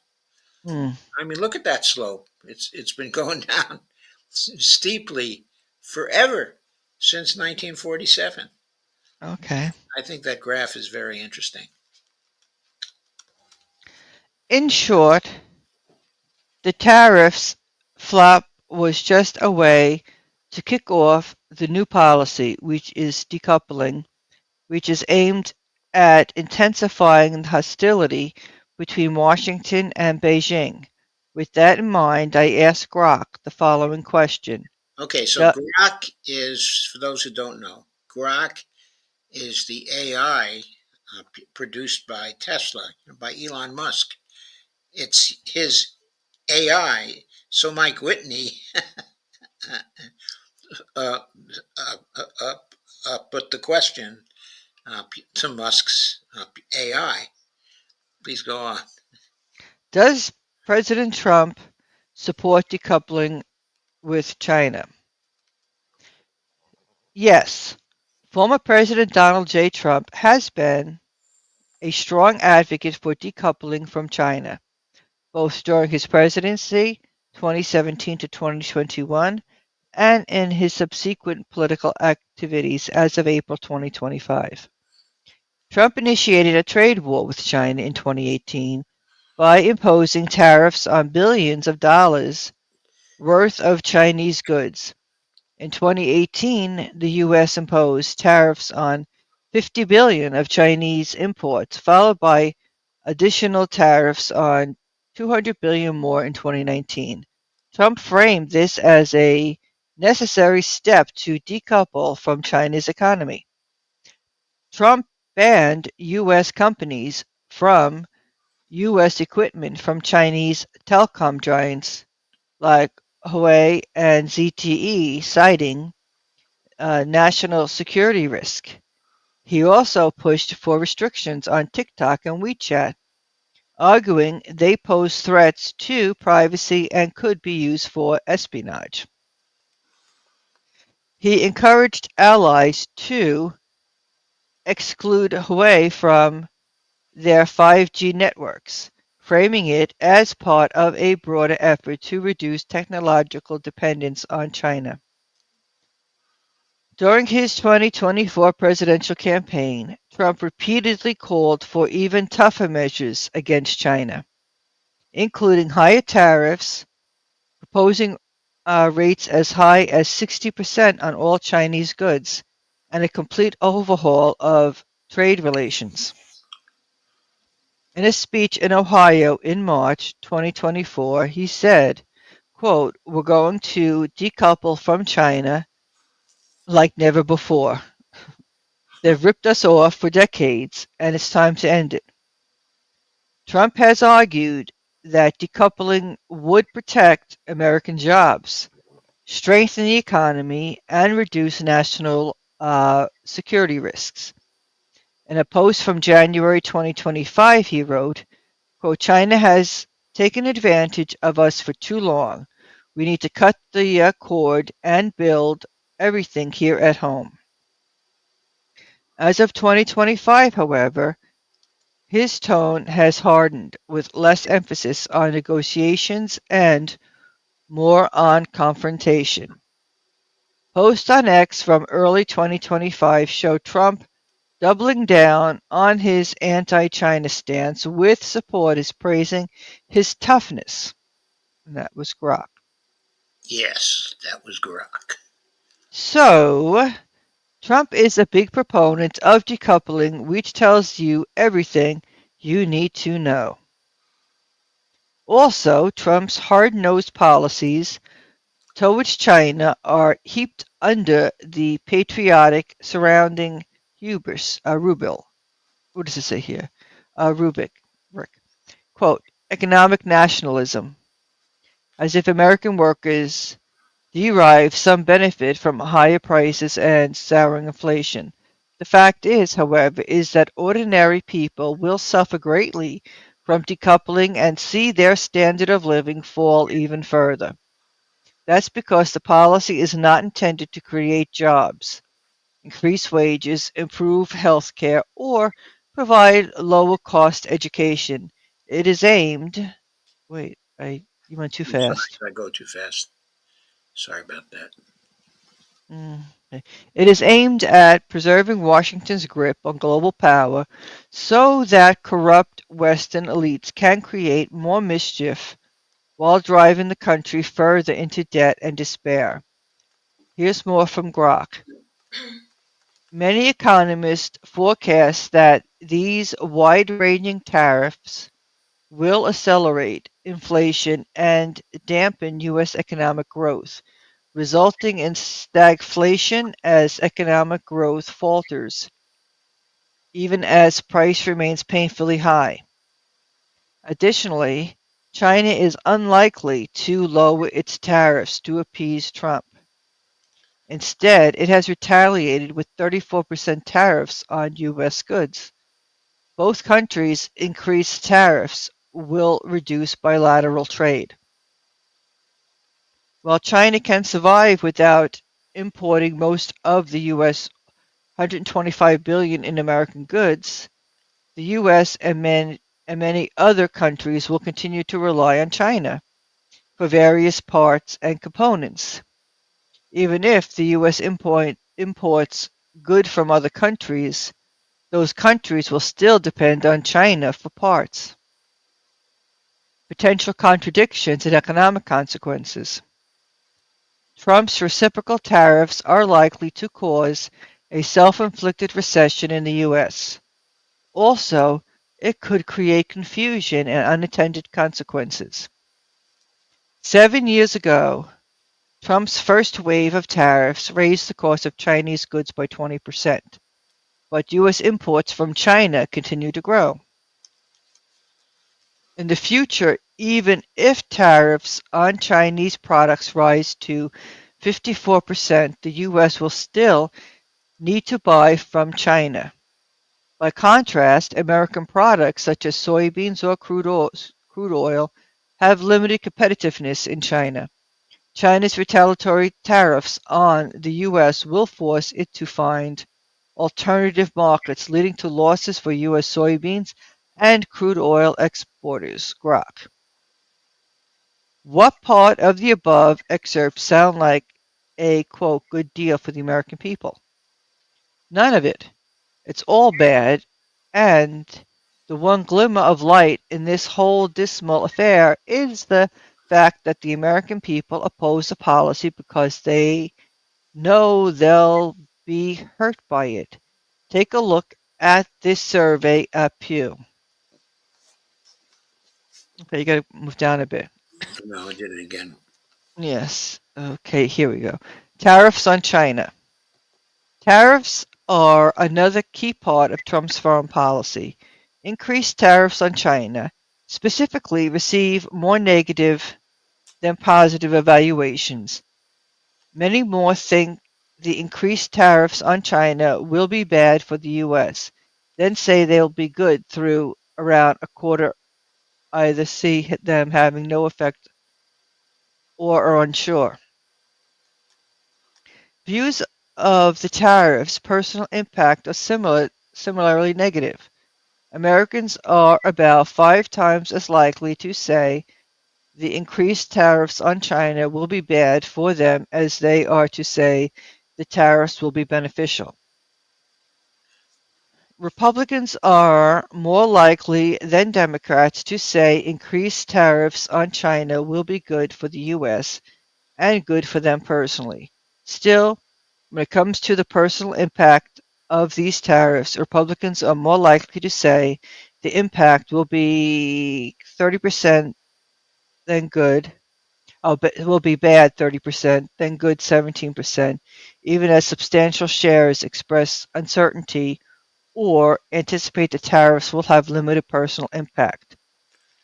Okay, Tariffs, yes. Americans tend to say tariffs on China will be bad for the U.S. and for them personally. okay. So here are the graphics that he already described. hmm So we can skip that and go to. Okay, so at least. So at least there exists a slim majority of Americans who oppose decoupling, oppose the relentless provocations and incitements, and oppose Trump's pointless war on China. Let's hope that majority holds. Toronto Star shows American newspapers how the F it's done. Trump launches golden age of stupid. That's funny. It is. And that's the final thing in this very nice piece. Donald J. Trump. It's crazy. A crazy reality. And a lot of people too, different businesses they have, they rely on, so many products from China, even little things, like the little things to have it made in, to have it done in the US. The US actually is doing the stuff cheaply, is what I'm hearing from people. That we are producing things more cheaply than China. Yeah, the end product is like, cheap, you know, um, When you say cheap, you mean it's poor quality? poor quality. Poor quality, yeah. Well, that's cheap, yeah. Okay, let's go back to some comments. Uh,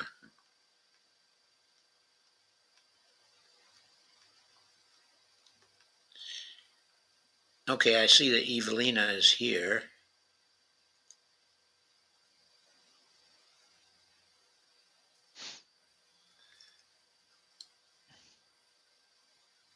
Oh, we have a lot of comments here as we were going on.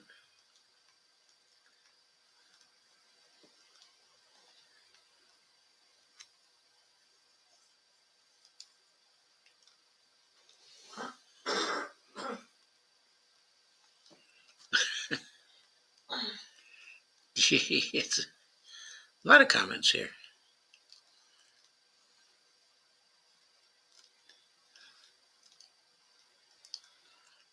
Earl says I look good on the big screen, huh? Mhm.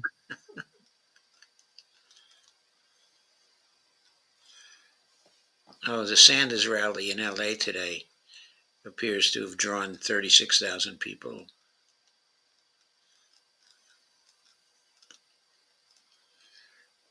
Earl of Laurel says, on all fronts, I'm convinced Trump is just pressing buttons to see what they do.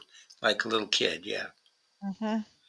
In the show, Potomac Shooty says, clearly the powers that be will see the conflict. The problem that needs a solution is how to create and enforce a mechanism that arbitrarily pushes nations to accept conditions not in their own interest. Steve says, it's nice that Doc reads all the comments. Thank you, Steve. Okay, Neshoba says, oh, wait, that's not what debt is for. And then mentions the psychological conditioning of a karmic debt. And Neshoba says, hi, Earl, and then says, hi, Earl, and then laughs out loud. I feel like it's 2017 again, laugh out loud. Mhm. Earl says, I look good on the big screen, laugh out loud. And the Shoba says, the real question is how to break free from the karmic debt psychological loop that shapes society at large. Then he says, well, how to break others free anyway, laugh out loud. And Earl of Laurel says to Neshoba, like Calvinism. Fry Steve introduces a new topic by saying, side note, Passover begins now until April 20th, 2025. There are two red heifers who are qualified. There is a direct descendant of Aaron who has been practicing and is qualified. Everything else has been set for some time. The sacrifice and the cleansing will take place. It's sad to think the children died to try to stop this. This is just another religious ceremony by a group of religious fanatics. Nothing more. Happy Passover to everyone else. Fry Steve says the stock market will be covered, but consumer confidence and the trust in America will be damaged for a long time. Yeah, I agree. Steve says, I moved most of my 40K into bonds, okay, a few years ago. Fry Steve says, it troubles me when people try to act like Trump is rational. He just thinks tariffs are cool, nothing more. I would love to think it was about China. He says, I think it's about a lot less. Could be. And the Shoba says, Steve, oh, you dog. That's been a real sleeper position this whole time. Mike Norman was talking about long-term bonds a long while back. The small dip ain't real. The trend is up and into USD. Interesting. Evelina says, hello, Nike just opened the largest Latam store in Caracas recently. Friar Steve says, based on Bruce feeling, laugh out loud. That where are those Nikes being produced? Evelina says, packed by young people during its inauguration last week. Evelina asks, but where are they manufactured? Friar Steve wouldn't be surprised if they were manufactured right here. China just opened an EV plant in Argentina. And the Shoba says, bingo. Evelina says, Nike also has strategic distributor partnerships in these countries. You're probably correct. Evelina says, I would happily buy an EV made in Argentina. Hopefully, the EV made in Argentina will have the brand BYD. And the Shoba says, laugh out loud, It's all a damn checkerboard on X. And then he says, Exchequer. Frosty says, funny Trump, a bunch of merchandise in his Trump store comes from China. Yeah. And the Shoba says, an exchequer board. Frosty says, Doc, even if Trump's tariffs were based upon some rationale over China, that would be better than what I think is the real issue. He has no idea what he's doing. He's an irrational actor. Well, I agree. He's an irrational actor, and I agree he doesn't know what he's doing. And the Shoba says real resources flow to the imperial core and its satellites, military fronts. Think of military fronts like borders in antiquity where archaeologists find all the coinage, laugh out loud. Israel would just be research for archaeologists in the future, laugh out loud.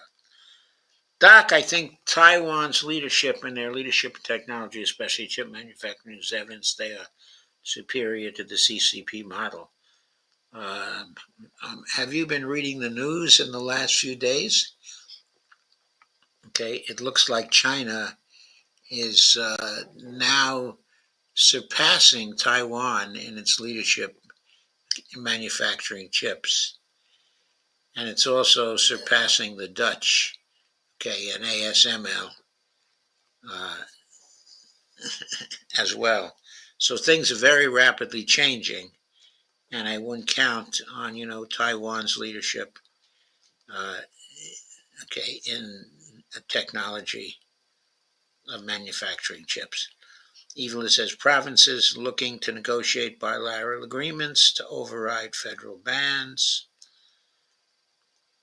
Evelyn says in Argentina, Fry says actions of Trump administration focused on free education as biggest practice by the government that held small entrepreneurs for free. He is an irrational player. He sure is.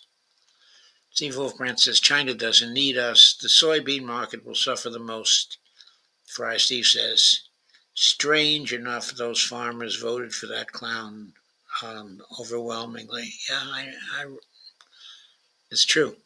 Friar Steve, Trump has imposed tariffs on Argentina as well. Evelina Pont says, and that's his buddy too. Friar Steve says, yeah. Decoupling from China is impossible. It is an irrational thought. Well, he evidently came to believe there was something wrong with it because he decided it wouldn't be applied to computers and to electronics and to chips and to things like that.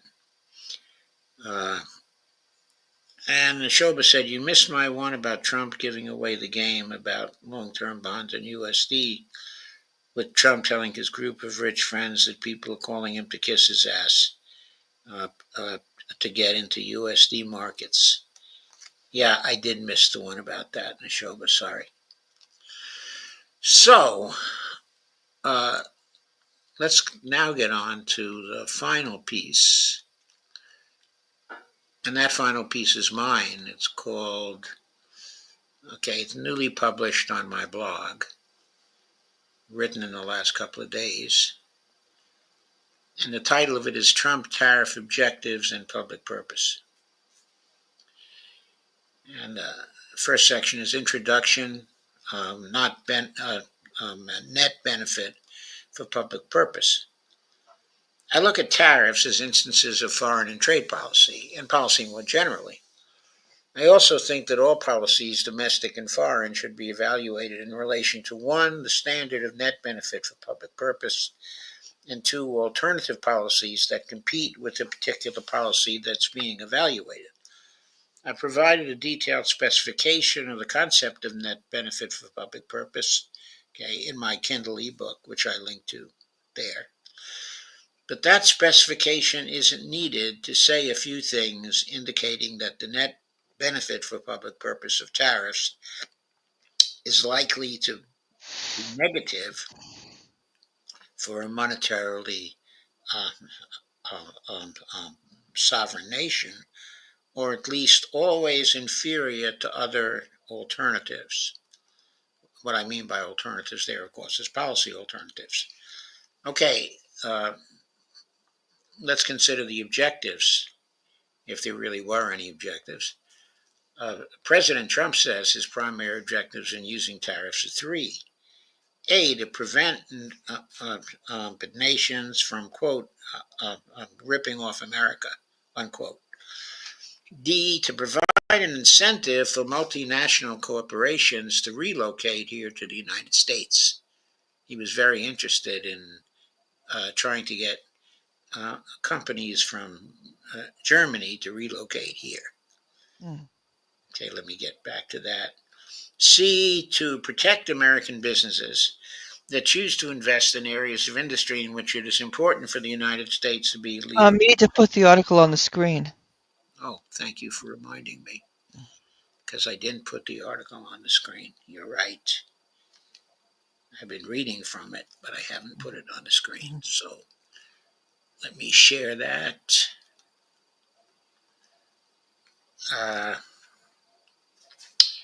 Okay, I should also put a link to the article in the chat because it is not in the original description for the show tonight.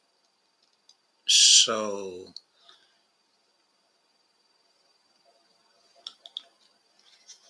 I'm going to put that in the chat now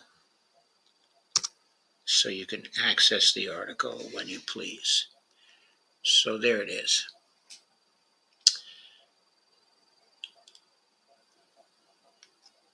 So let me go back to it then. So C, to protect American businesses that choose to invest in areas of industry in which it is important for the United States to be a leader of the world. That would. Okay, then there's also a D objective, to raise revenue for U.S. government spending. Trump has mentioned that at various times. He keeps saying, we're going to raise so much revenue from tariffs, you won't even have to have an income tax anymore. He's hearkening back to the 1890s when we did not have an income tax, but the revenue for the federal government came from tariffs. Mm. So to these we can perhaps add a fifth, and that was E, decoupling from China. And that came from the article we just read by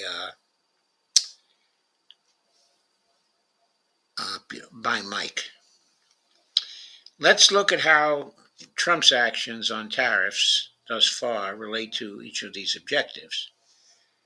As I write this, Trump has paused his so-called reciprocal tariffs, quote unquote, for 90 days to allow time for negotiations between the U.S. and other nations. But he has retained a 10% tariff for everyone during the 90 days except China, which he has honored with a special 145% tariff. In other words, he had raised it, as we indicated in other articles, to 125%, but then he added another 20% on top of that, and which they have responded to, I said, by levying a 125% tariff on U.S. goods, because the Chinese had done that also. But since then, Trump has said, as I earlier indicated in the stream, he has said, but there'll be no tariffs on computers and chips and various kinds of electronics. Okay, so at this point, I'm not sure what is getting tariffed from China and what is not. But there are a number of very important things that he's withdrawing the tariffs on. So he seems to be coming to the opinion that maybe the tariffs weren't such a good idea at all, but maybe he'll retain some tariffs just to save his face for a while and then quietly withdraw them. Okay, anyway, what I do here is I go into each of the objectives and talk about how valid they are. So the first one was ripping off the U.S., that he wants to stop the ripping off. So that title in the article is Ending, quote, ripping off the U.S. by balancing trade. In other words, when you balance trade, what you do is you make sure the net of exports and imports is close to zero. Okay, so that is also sort of a goal of the president if he wants to stop, okay, the ripping off. If he was honest about that, he would want to balance the trade. Okay. I don't think he's completely honest though, because I think that in ending the ripoff, what he wants to do is shift the trade over to our side. So, okay, instead of having a trade deficit, a current account deficit, we have a current account surplus with every nation in the world, which, by the way, is insane. But I think that's what he's thinking about. Anyway, he concludes that nations having current surpluses with us are, quote, ripping us off, unquote, because they end up with more of our dollars due to trade than we do. So there's an important point here. And that point here is that when the United States trades, it sells things for dollars. When it exports, it sells our things, goods and services, for dollars. When it imports, it pays in dollars. We don't use any other currency. All we use is dollars on both ends of these deals. So what we're doing is we're saying, what Trump is doing, he's saying he wants to end up with more of our dollars due to trade, than foreign countries are. And he's also saying what they're doing now is they're ending up with more of our dollars from trade than we are ending up with. Going on. But he's overlooking a number of important facts which suggest that either no one is getting ripped off or that it is we who are ripping off other nations. Why would I think that? Because almost the maxim of MMT, one of the maxims often cited about MMT, is that, quote, exports are real costs and imports are real benefits. That is to say, when you go buy the dollars, in other words, you go past, the dollars, and you look at what an export is, which is shipping goods or doing services for other countries, the idea emerges that we're giving other countries real wealth in return for what? Well, in return for our dollars, which are monetary alone. They're not real, they're only money. Okay, and imports are real benefits, so when we're getting a lot of imports from other nations, we're getting real wealth from them in return for our dollars, which these days are mostly electronic bits of information. They're not actually paper, they're bank reserves, which are transferred to the people exporting goods to us, and what they get instead of bank reserves. Also, most of the time, the bank reserves stay here in one of our central banks, in accounts in one of our central banks, so they don't even go anywhere. Anyway, President Trump's, quote, ripping off, unquote, position assumes that exports are benefits and imports are costs, unquote.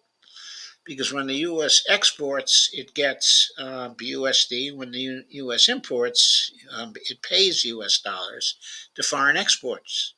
So from his point of view, U.S. traders are losing USD from trade in the aggregate, as shown by our deficit in the current account. And he thinks this is bad in the long run because from a business person's point of view, our aggregate trade involves a net loss in U.S. dollars. And that from a business point of view is unsustainable, in the long run. I'm sure that's what Trump thinks, because that's what he's used to thinking and doing his own dealing in business. However, from a real wealth point of view, the U.S. annual current deficit, current account deficit, doesn't mean the U.S. is getting ripped off, but instead indicates that it is getting more real benefits from its imports each year than it is losing from its exports, that is in real terms. So from a real wealth point of view, Someone may think it is we who are ripping off the rest of the world rather than the rest of the world ripping us off, quote unquote. This is the kind of point that was similarly made by Larry Summers, except that he expressed it in terms of, we're getting real stuff from them and they're getting this green paper. Well, of course, I disagree with that. I don't think they're getting any green paper. They're getting reserves. They're getting their accounts essentially marked up by people using a spreadsheet.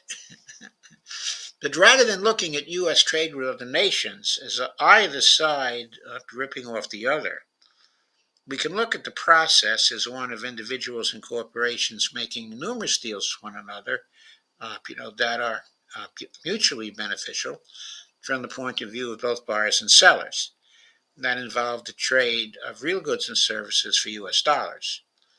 When viewed from the aggregate point of view, these exchanges over the years amounted to a loss of USD, that is money, in both the long and short runs, but also amounted to a great gain of real wealth. So the issue comes down to this. What is the significance of this loss of money to the United States? Does the loss of money in the long run necessitate that the U.S. seek the balanced trade condition that would end what President Trump says is a ripoff?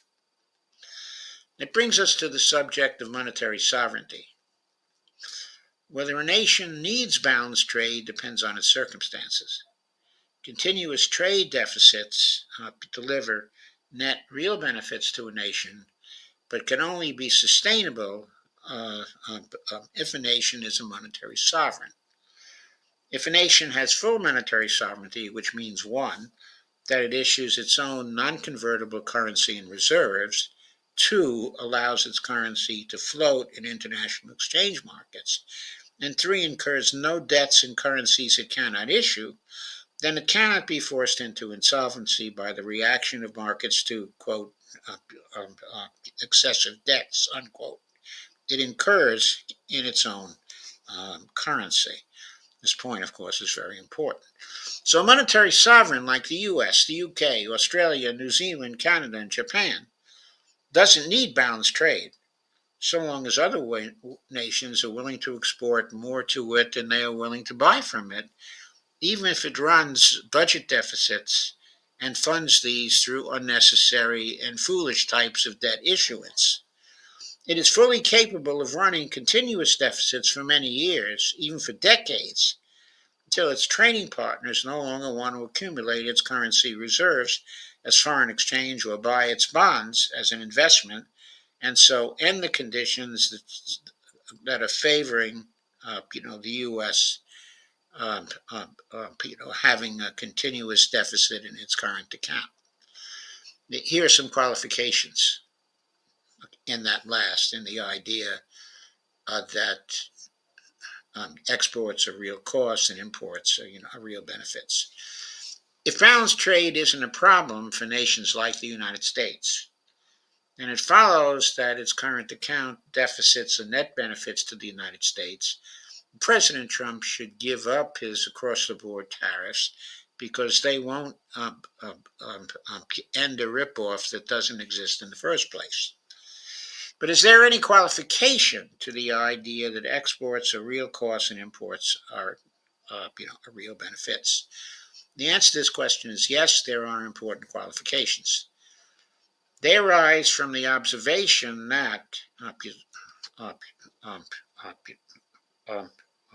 immediate benefits from trade deals may have long-run opportunity costs for a nation. Using one's currency to fulfill a short-term need may result in a nation's failure to fulfill its need for necessary goods or services through developing the capability to produce those goods and services domestically, or through damaging its own capability in the future to produce those goods and services domestically. That's a real cost that may threaten one's national security or one's ability to ensure economic competitiveness in the future, or one's ability to provide full employment in the future.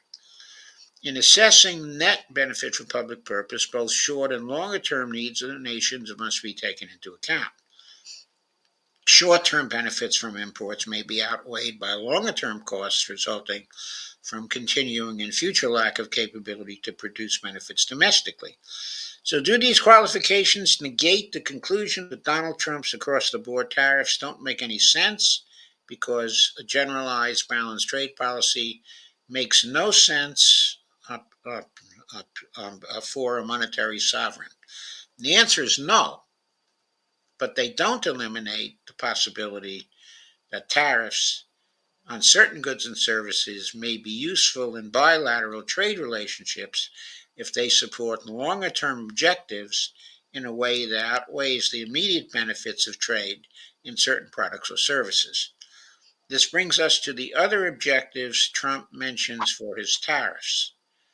But before we go there, I note that none of the other Trump objectives is served by his across-the-board kinds of tariffs. In other words, they just make no sense. And we will see why as we go through the other objectives. First, the incentive for multinational corporations to relocate manufacturing to the United States. President Trump says that tariffs will provide incentives for multinational companies to relocate to the United States. But relocation is a very big and expensive investment. And what happens if the next president ends the tariffs supporting the incentive to relocate? Siemens, of course, has relocated some manufacturing to the United States, but that relocation was probably motivated by increased energy costs for the company in Germany to the U.S. destruction of the Nord Stream 2 pipeline rather than Trump's tariffs. In any event, to create incentives for multinationals to move here, the Trump administration would have to design specific tariffs aimed at particular companies to provide the incentives to move. Currently, there is no sign of any careful and specific design of just such tariffs by the Trump administration. So Trump's objectives of getting multinational corporations to move here in order to escape tariffs is very unlikely to be achieved. Furthermore, are tariffs really the right instrument to attract other multinationals? An alternative to tariffs for this purpose is government subsidies for companies the U.S. wants to attract. Subsidies are opposed to tariffs, are a much better instrument of industrial policy for use by a monetary sovereign, since such nations can spend as much money as it takes to get the desired companies to make an investment in their nation. Subsidies cost more in dollars than tariffs, but they don't require any loss in real wealth by the monetarily sovereign country. So I can't think of why they wouldn't always be preferred to using tariffs. In any event, my conclusion is that if Trump wants to incentivize companies to relocate to the United States, then subsidies would always deliver more benefit for public purpose than tariffs. So targeted subsidies rather than tariffs should be Trump's choice. And the next section is called Protecting American Businesses that Choose to Invest in Areas of Industry in Which It Is Important for the United States to be a leader of the world. Tariffs, of course, are the traditional solution of nations to the problem of protecting their new and current products, I should have said. I skipped the current here. From competition provided by older established industries and products of other nations. There's no question that tariffs can provide protections of this kind, but at what cost? Tariffs provoke retaliation from those nations that are tariffed, and the cost of using them is often just to greatly reduce, or in extreme cases, even to end trade between two nations. Right now, the U.S. has across-the-board tariffs 145% on Chinese products, while China has retaliated with 125% tariffs on U.S. goods. generally the tariff products from both countries won't be able to sell in either country. So trade between China and the U.S. will be brought to a standstill if the tariffs stay. Which nation will suffer more? Probably the United States, since it stands in critical need for certain rare earths that China now supplies.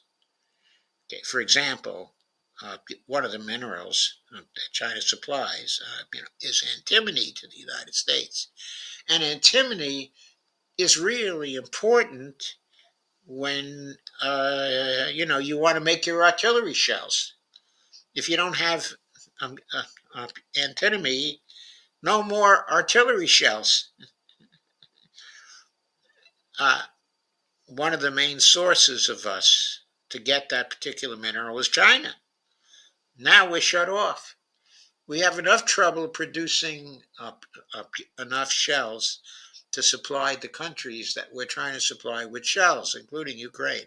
So, anyway, going on. Of course, the objective of protecting our industries from Chinese competition may still be accomplished, so we face a trade-off. But is the trade-off actually necessary, or can we impose other policies that will protect our industries? Once again, Trump can use subsidies rather than tariffs to protect our industries. China, of course, can answer with their own subsidies. But one, they are usually already providing those subsidies to their companies. And we have not been retaliating by giving our companies subsidies. And two, as a monetary sovereign, we're in a much better position to use subsidies than to levy tariffs. Anyway, that takes care of that section. Then we move to the next objective, which is raising revenue. So actually, this is going to be pretty obvious in this objective. In order to raise revenue from tariffs, other nations must be willing to continue to trade with you so that they will pay your tariffs. But if your tariffs are too high, their goods just won't sell in your country and reciprocal trade will stop. Trump's expectations about the revenue to be raised from tariffs appear much too high and seem to rest on an assumption we can force other nations to trade with us. Even more importantly, if you're a monetary sovereign like the United States, why would you need the USD accumulated by other nations? Why not let them continue to hold it? It doesn't, really affect our economy very much. The answer is you don't need the USD. So again, the raising revenue objective supporting tariffs is of no consequence from a net benefit for public purpose point of view. Now, Trump doesn't quite understand that we're a monetary sovereign. He has glimmers of that. He has recognized in the past that we print our own money. And he seems to have the idea, he seems to have heard once or twice that we can produce as much money, as we want to produce. And sometimes he acts like that. But he doesn't seem to realize that if we can create our own money in unlimited fashion, then there's no point in his raising revenue from tariffs. He hasn't made that particular connection yet. And the final objective is decoupling China. And it comes from Mike Whitney's post. Was Trump's primary objective in the past few weeks of tariff policy maneuvering to largely end trade with China and so decouple the U.S. economy from China's economy altogether? Mike Whitney makes the case in his recent post, and I quote from that here, and I'll just reread the quote. China is being targeted because the meteoric rise of China and its explosive growth has made it a threat to America's global hegemony. That is why China has entered Washington's crosshairs. by imposing prohibitive 125% tariffs on Chinese exports, Trump is indicating that the era of integrated markets in a globalized system is over. The world is being redivided into warring blocs by wealthy capitalists in the West who cannot compete with China's government-led model that controls the nation's critical industry and recycles massive profits back into vital infrastructure, education, R&D, and technology. The West's highly financialized model that increasingly depends on skimming the cream of toxic securities and stock buybacks cannot remake itself into a manufacturing powerhouse willing to compete with China on a level playing field. Instead, it must use its waning influence to jolt the system with some unexpected fireworks display, the tariffs, that sends shockwaves through the system and panic across the markets. These contrived spectacles that border on economic terrorism are all part of Uncle Sam's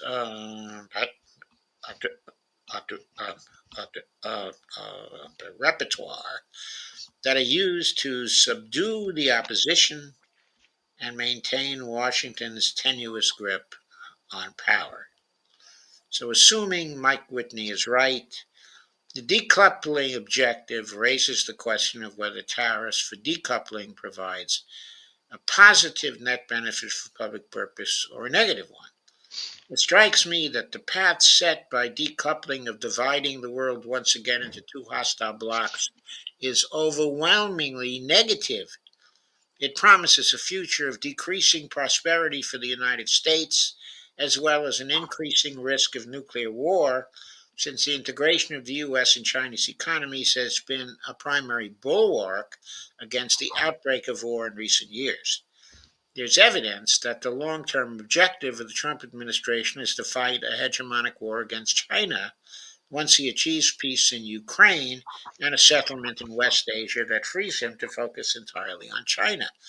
His tariff war may be a first step in his clearing the way for the eventual hegemonic war. In any event, decoupling the economies of the U.S. and China amounts to a negative net benefit for public purpose, and so is not a policy that ought to be pursued by the Trump administration. And that's the end of my blog post. So, I don't know if there are going to be any comments on that or not, but have you any comments on it, Dee? I'll ask you first.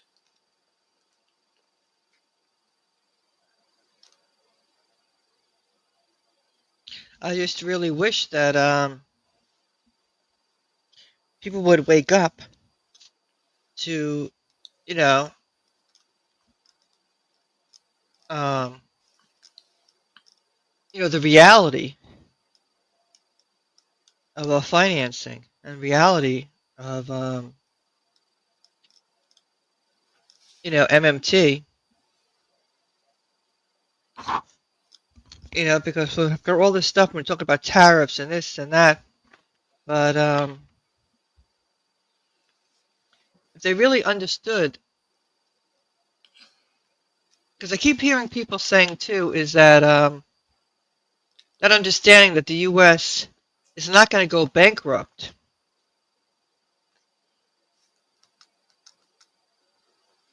It's just I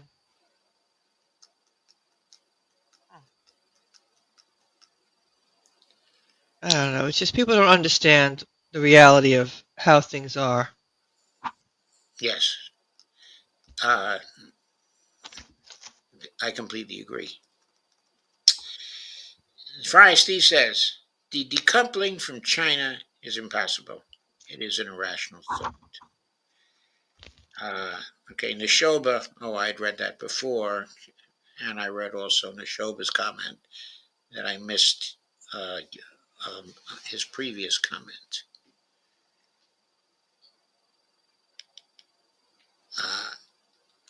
Okay, then the Neshoba said, him telling the renter class, his aristocrat buds, the bond class, everyone wants in on USD markets, meaning USD markets will dominate in the future. That's the future position into USD. I'm not sure USD is going to be dominant, okay, in the future if Trump is successful in stopping the integration of the two economies and creating hostile stuff. Okay, then the majority of the world will not be going into dollars at all. Okay, Neshoba says the broader left still doesn't understand that finance has nothing to do with capitalist mode of production. That's why finance must be understood as having priority in a hierarchy of social systems. I don't think I understand what you just said, Neshoba. So Neshoba says, I don't know why we're still trying to lump finance into means of production. Finance is claims on debt, nothing to do with actual means of production. I agree. Doc, from what I heard Trump claim, he's collecting money on tariffs, billions a day according to him. He's a liar. Liar. This way he can give a tax break to himself and his buddies. He's a liar. He's not going to be making, first of all, he needs to make basically billions per day, but he's not going to be making billions per day. Steve rightly points out he does not plan on investing in infrastructure. He does not plan on investing in education for workers. If he gives his friends a $2 trillion tax cut, just collecting $1 billion or $2 a day is not going to help us break even. Once again, he is an irrational actor with the attention span of a goldfish. I agree. He's oh, actually, Friar Steve said that. It was Friar Steve's comment, not Steve's. Steve says, Doc, why are Chinese EVs illegal here? BYDs. Because the Biden administration made the importation of the BYDs illegal because he wanted to protect the electric car industry here from the BYDs because they were so good and so cheap. Okay, so Biden introduced that particular ban on BYDs, and Trump has kept that ban in place. And the Neshoba says, laugh out loud, saying his old ass face, nothing to save. Best to just say it's not going how he wanted, so he's now changing for better positions. I think he is. It's all just additional accounts at the Fed. USD never leaves U.S. shores. Joe, don't you see it, man? Don't you get it? The lies for the conservative base. They are the marks. Both parties are hunting. Yeah, I agree, Neshoba. They don't want to admit that it's not this green stuff that's changing hands, that it's only electronic bits of information. But also, what I'm trying to do is to point the error out because I want people to understand that electronic bits of information are being exchanged for real stuff. I want them to get that because it's a key point in MMT. And the Neshoba says the conservative base believes in BS. So now that belief is being exploited. Trump lies for his base to keep them in the dream just like Dems do, but will just be taking their assets in the near future. They take their assets continually. It keeps them in the dream because they are the marks. Whoever is being fluffed is a mark. Laugh out loud. So it's up to us to stop the fluffing. It's up to us to tell people what's really going on. It's not enough just to be cynical about it, to say, well, don't you get it? They're marks. And that's why they're saying that. Maybe that's why they're saying that, but we can't allow them to get away with it. Farsti says we can raise more revenue by collecting unpaid taxes, $676 billion, than by tariffs. Yeah, but you can't always collect the unpaid taxes because people don't always have the money to pay the unpaid taxes. Farsti says the warring bloc is just one man-child who's fascinated with dictators. Evelina says Excellent article. Thank you, Evelina. And Friar Steve says, good post, Doc. Friar Steve says, good observation, Doc. Why would manufacturers move back to the U.S. when the next president will return us to normal? Besides, if they move back, then there's no more tariff for Trump. Trump has already lost the trade war, and he knows it. Everybody knows it. Yeah, but now he's got to save his face, so people are going to have to suffer a little until he decides to quietly back off and do something else. And the Shoba says Trump would have to destroy the world system. There's been a world system moving its center of power for thousands of years. Trump wants to wield that power. He doesn't want to end it. Yeah, there's been a world system with a center of power that's been moving. And the world system is moving, the center of power of the world system is moving back to the east. It's moving back to where it was for most of the thousands of years. It's moving back to China. Okay, the West having the center of power,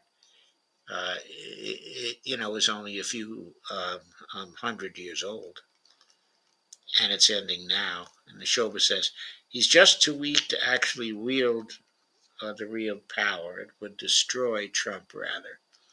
A good point. I think I agree with that. It would destroy Trump. So, there we go. Well, I hope you enjoyed this show. I know it was rather long. I've got a lot to cover. I hope there was a lot of good information in it. I was trying very hard to cover two difficult subjects, in the 3 hours we had. I hope that the treatment of tariffs we gave here is just about the best treatment out there.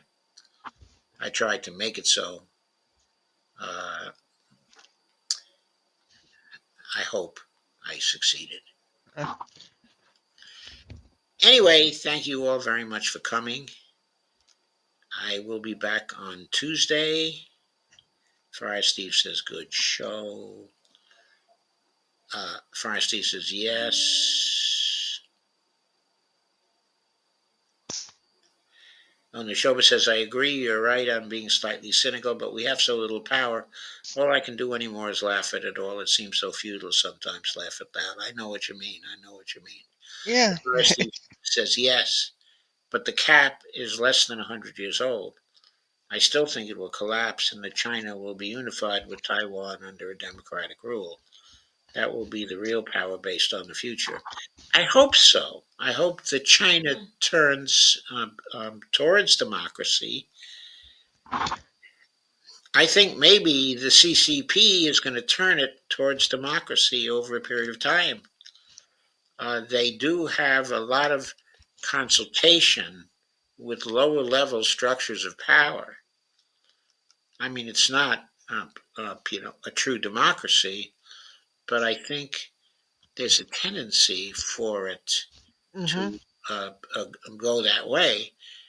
It's going to be a democracy with Chinese characteristics, certainly, but it may well be a democracy in the end. As for us, I hope that we get closer to democracy. We seem to be going the other way. The legalities are getting stripped from us here. We did have a good decision by the Supreme Court the other day, in that they did guarantee due process to people, or at least they stated that everybody should have their due process, who's living in the United States. And that's very, very important because, frankly, it was very threatening to all of us. It would have been very threatening to all of us if the courts had decided that the executive had the legitimate authority to pick people off the street and send them to an El Salvador prison without any due process at all. Because, of course, without any due process, you cannot show or prove that you're not one of the people who, according to law, perhaps should be sent off to somewhere else. I don't think anybody should be sent off to El Salvador. It's a violation of their human rights to go to that particular prison. But, deportations are legal if people qualify for it, but you have to have due process to find out if they really qualify. So Fire Steve says good show, and Fire Steve says good info. Thank you, Fire Steve. Any further comments, Steve? Yeah, I really liked your presentation, as I usually do. Well, thank you. These tariffs are something that, like, I'm glad you explained it, because a lot of people really don't have an understanding, because the U.S. media will present things in a certain way that it's best for people to have a wider perspective. Okay, there was something else that appeared on tariffs today, and I didn't have the space to incorporate it here, but there was a very good piece by Robert Hockett, Robert C. Hockett, Hmm. who I sometimes have had on the show. Okay, he's is a university professor, of law, at Cornell University, and really a brilliant mind. And he just wrote something. I'm trying to see where I had it now. I thought I picked it up and cut and pasted it, somewhere where I can get it. But maybe I didn't do that yet, so I'll have to go back, and get it. But uh, he advocates for some very targeted and specific kinds, of tariffs, and he makes a good argument. I haven't had a chance to consider uh, his arguments uh, as yet, but his is a very, very good article, and I recommend it to everybody. Uh, I wish I had the link at this point. I thought I had it, but I guess I don't. Uh, if everybody sits still for a minute, I will Okay. I will try to find it.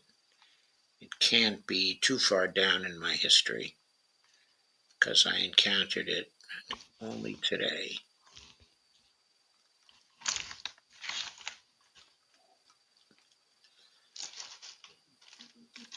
It was on Bob's Substack, Okay. but let me see.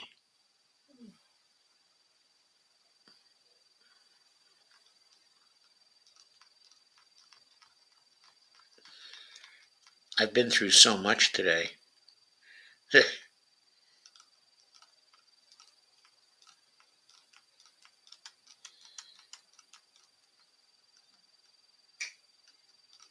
uh,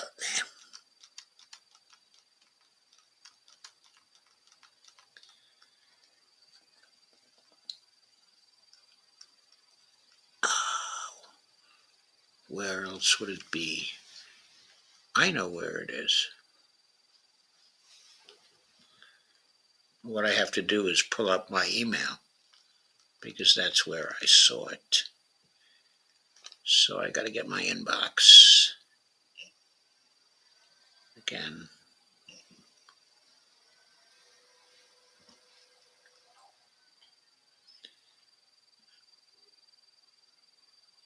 Okay. Evelina asks here, higher prices on goods will persist for how long, do you figure? How long do I figure? Well, it depends on Trump. If he keeps on, I mean, even his 10% tariffs, if he keeps to them as across the board tariffs, I think that even those, okay, are going to raise prices.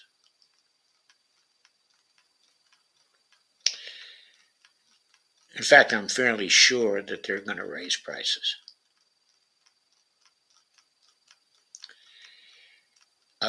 So it's going to be a question of how long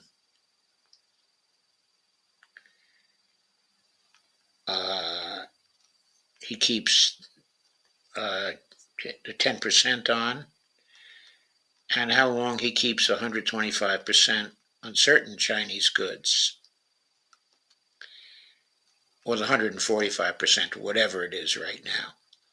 If it's either 125% or 145%, it's going to be killing certain areas.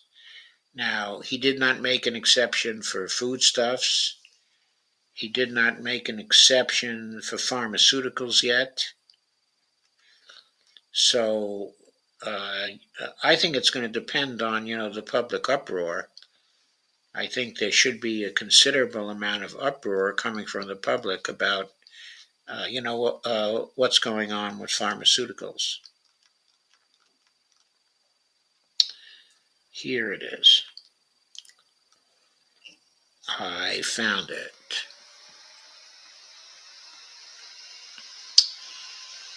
So his Substack is Capital Futures. And he actually had two good pieces today, but this is the one that's on tariffs. Okay, so I put it in the chat. It should show up there. It should be there right now.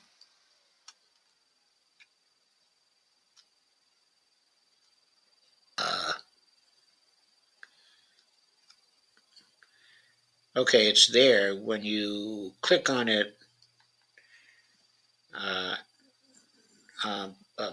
cut and paste it from the beginning up to the question mark. That's all you have to do. That's the real link. I should have cut off the link for you, but I forgot to do that. So there it is. That is really a very, very good piece. And I'll probably be talking about it on Tuesday. Okay, that sounds good. Because it's a really good piece. So I'm going to go over that. He said, when do and what kinds of tariffs make sense? Is the title, of this article. He also had another one today, two good ones on the same day. I guess he felt like writing, which is basically what happened to me. When I saw the tariff stuff, I've been, feeling like writing for some time now, and so finally I wrote something.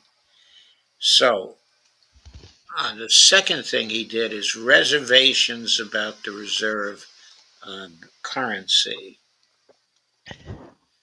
and he was thanking Trump for hastening what was always the inevitable end of dollar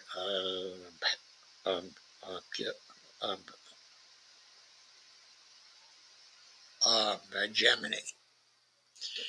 So I'm sure that's going to be a very good piece too. I haven't had time to read that yet, but for sure that's going to be an excellent piece. I don't have to read it to know that it's going to be interesting and engaging. I'll put that one in the StreamYard chat also, in the public chat.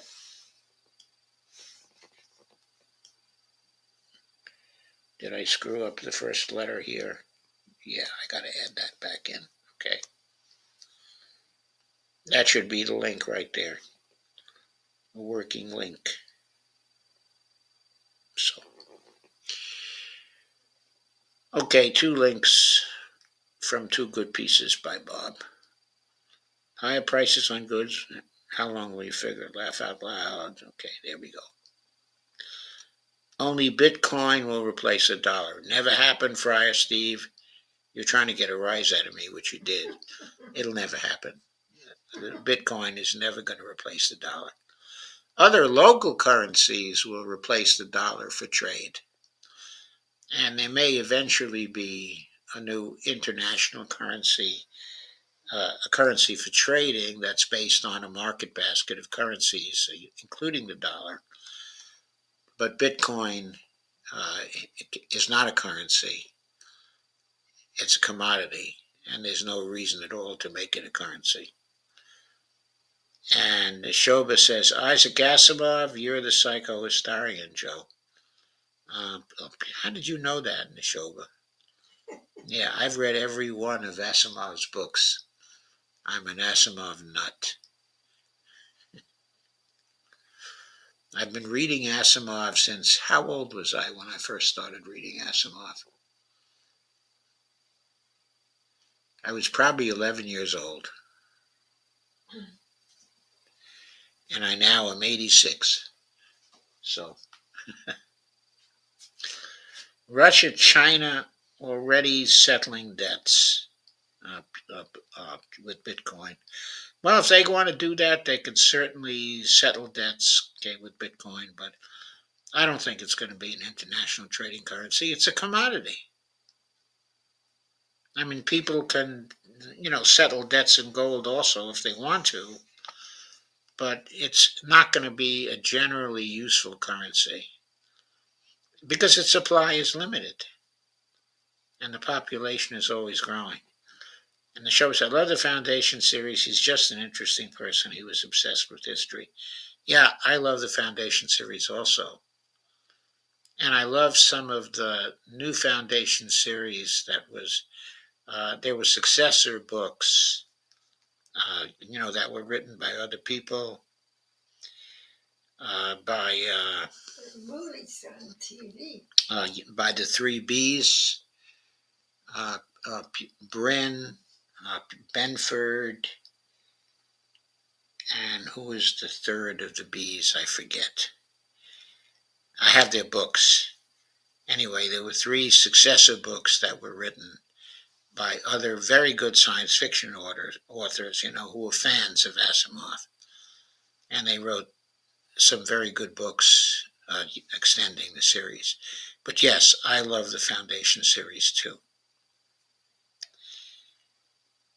Okay, and I love, some of the earlier books. The books about the Tyranny Empire and the Currents of Space, and I forget what the other book was called. Okay, and of course the Robot series. I thought those were wonderful. And then in the later Foundation series, when he tied in the Robot series with the Foundation series, I thought it was just fantastic. Frosty says, dark, that's what makes it valuable. It's finite. Gold is not. Gold is finite. The US dollar is also not finite. I know the US dollar is not finite. That's what makes it really useful. You can just keep printing more. Well, you don't print more with the US dollar, you just spreadsheet more. Bitcoin will only increase in value the more. It may increase in value the more rare it becomes. But the test for a currency, the sole test of a currency is not that it's a store of value. It doesn't have to be the ultimate store of value. It has to be usable by people every day in trade. And there has to be enough of it. And if there's not enough of it, it won't be useful in trade. I mean, it's like the platinum coin. The platinum coins are not going to be useful in trade. They're only useful to play tricks with the Federal Reserve to get the Federal Reserve to create reserves in the Treasury account. Shoba says, you're creating the psychohistory for the future right now. This moment will be looked back upon. Laugh out loud, but just by me identifying the process. The future outcome will change, laugh out loud. Yeah, it will. problem with psychohistory and the future outcome but changing is because it's because we live in a multiverse. It is digital gold. It is digital gold. That's the problem. That's why it won't be a currency. Because the days of currencies coming out of commodities are over. That's what you don't get. Political systems need fiat currencies because the populations are always expanding and spreading. The final currency we use has to be a fiat currency, or we're going to have ruinous business cycles that we won't be able to do anything about. We need education could change that. no.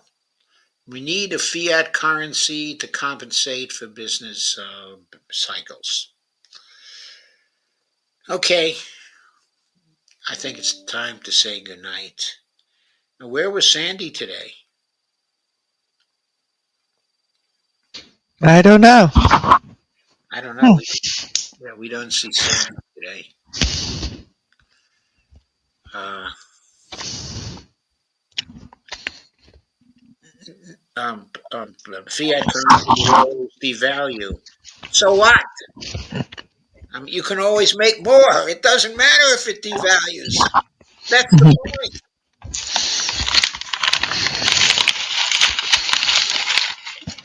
Okay, anyway, let us say goodnight. Good night. Good night, Bonnie. Okay, good night, folks. Thank you all for coming. Thank you for all the comments and the interesting discussion. Okay, I'll be back on Tuesday. Are you going to be back tomorrow night, Dee? If you want to join me. I still can't. Okay. I still have to do more work. I'm not in a position to join, but I was just wondering for you. Oh, okay. You'll be back either Sunday or Monday? Most likely. Most likely this, one of those days. Check with Madeline, see what's good for her. Okay. Okay, Neshoba says the latter, most likely with education, will just be a process of creating marks for those recurring crash cycles. I think the government has to compensate for the cycles, and it needs the fiat currency to do that. Okay, so that's the point. Friar Steve says good night. Friar Steve says see you again. Thank you, Friar Steve. I'm looking Good. forward to it. Okay, good night, everybody, and good night, Dee. And thank you. Good night. You're welcome. Thank you for coming. See you Tuesday. Yeah, thanks. Two estate is the only solution. Yeah, I agree. And the Shoba says in 10 years, politicians will still be all, where's the gold at in Fort Knox? Yeah, that's true. More like Fart Knox, laugh out loud. That's very funny. I got to end the stream, folks.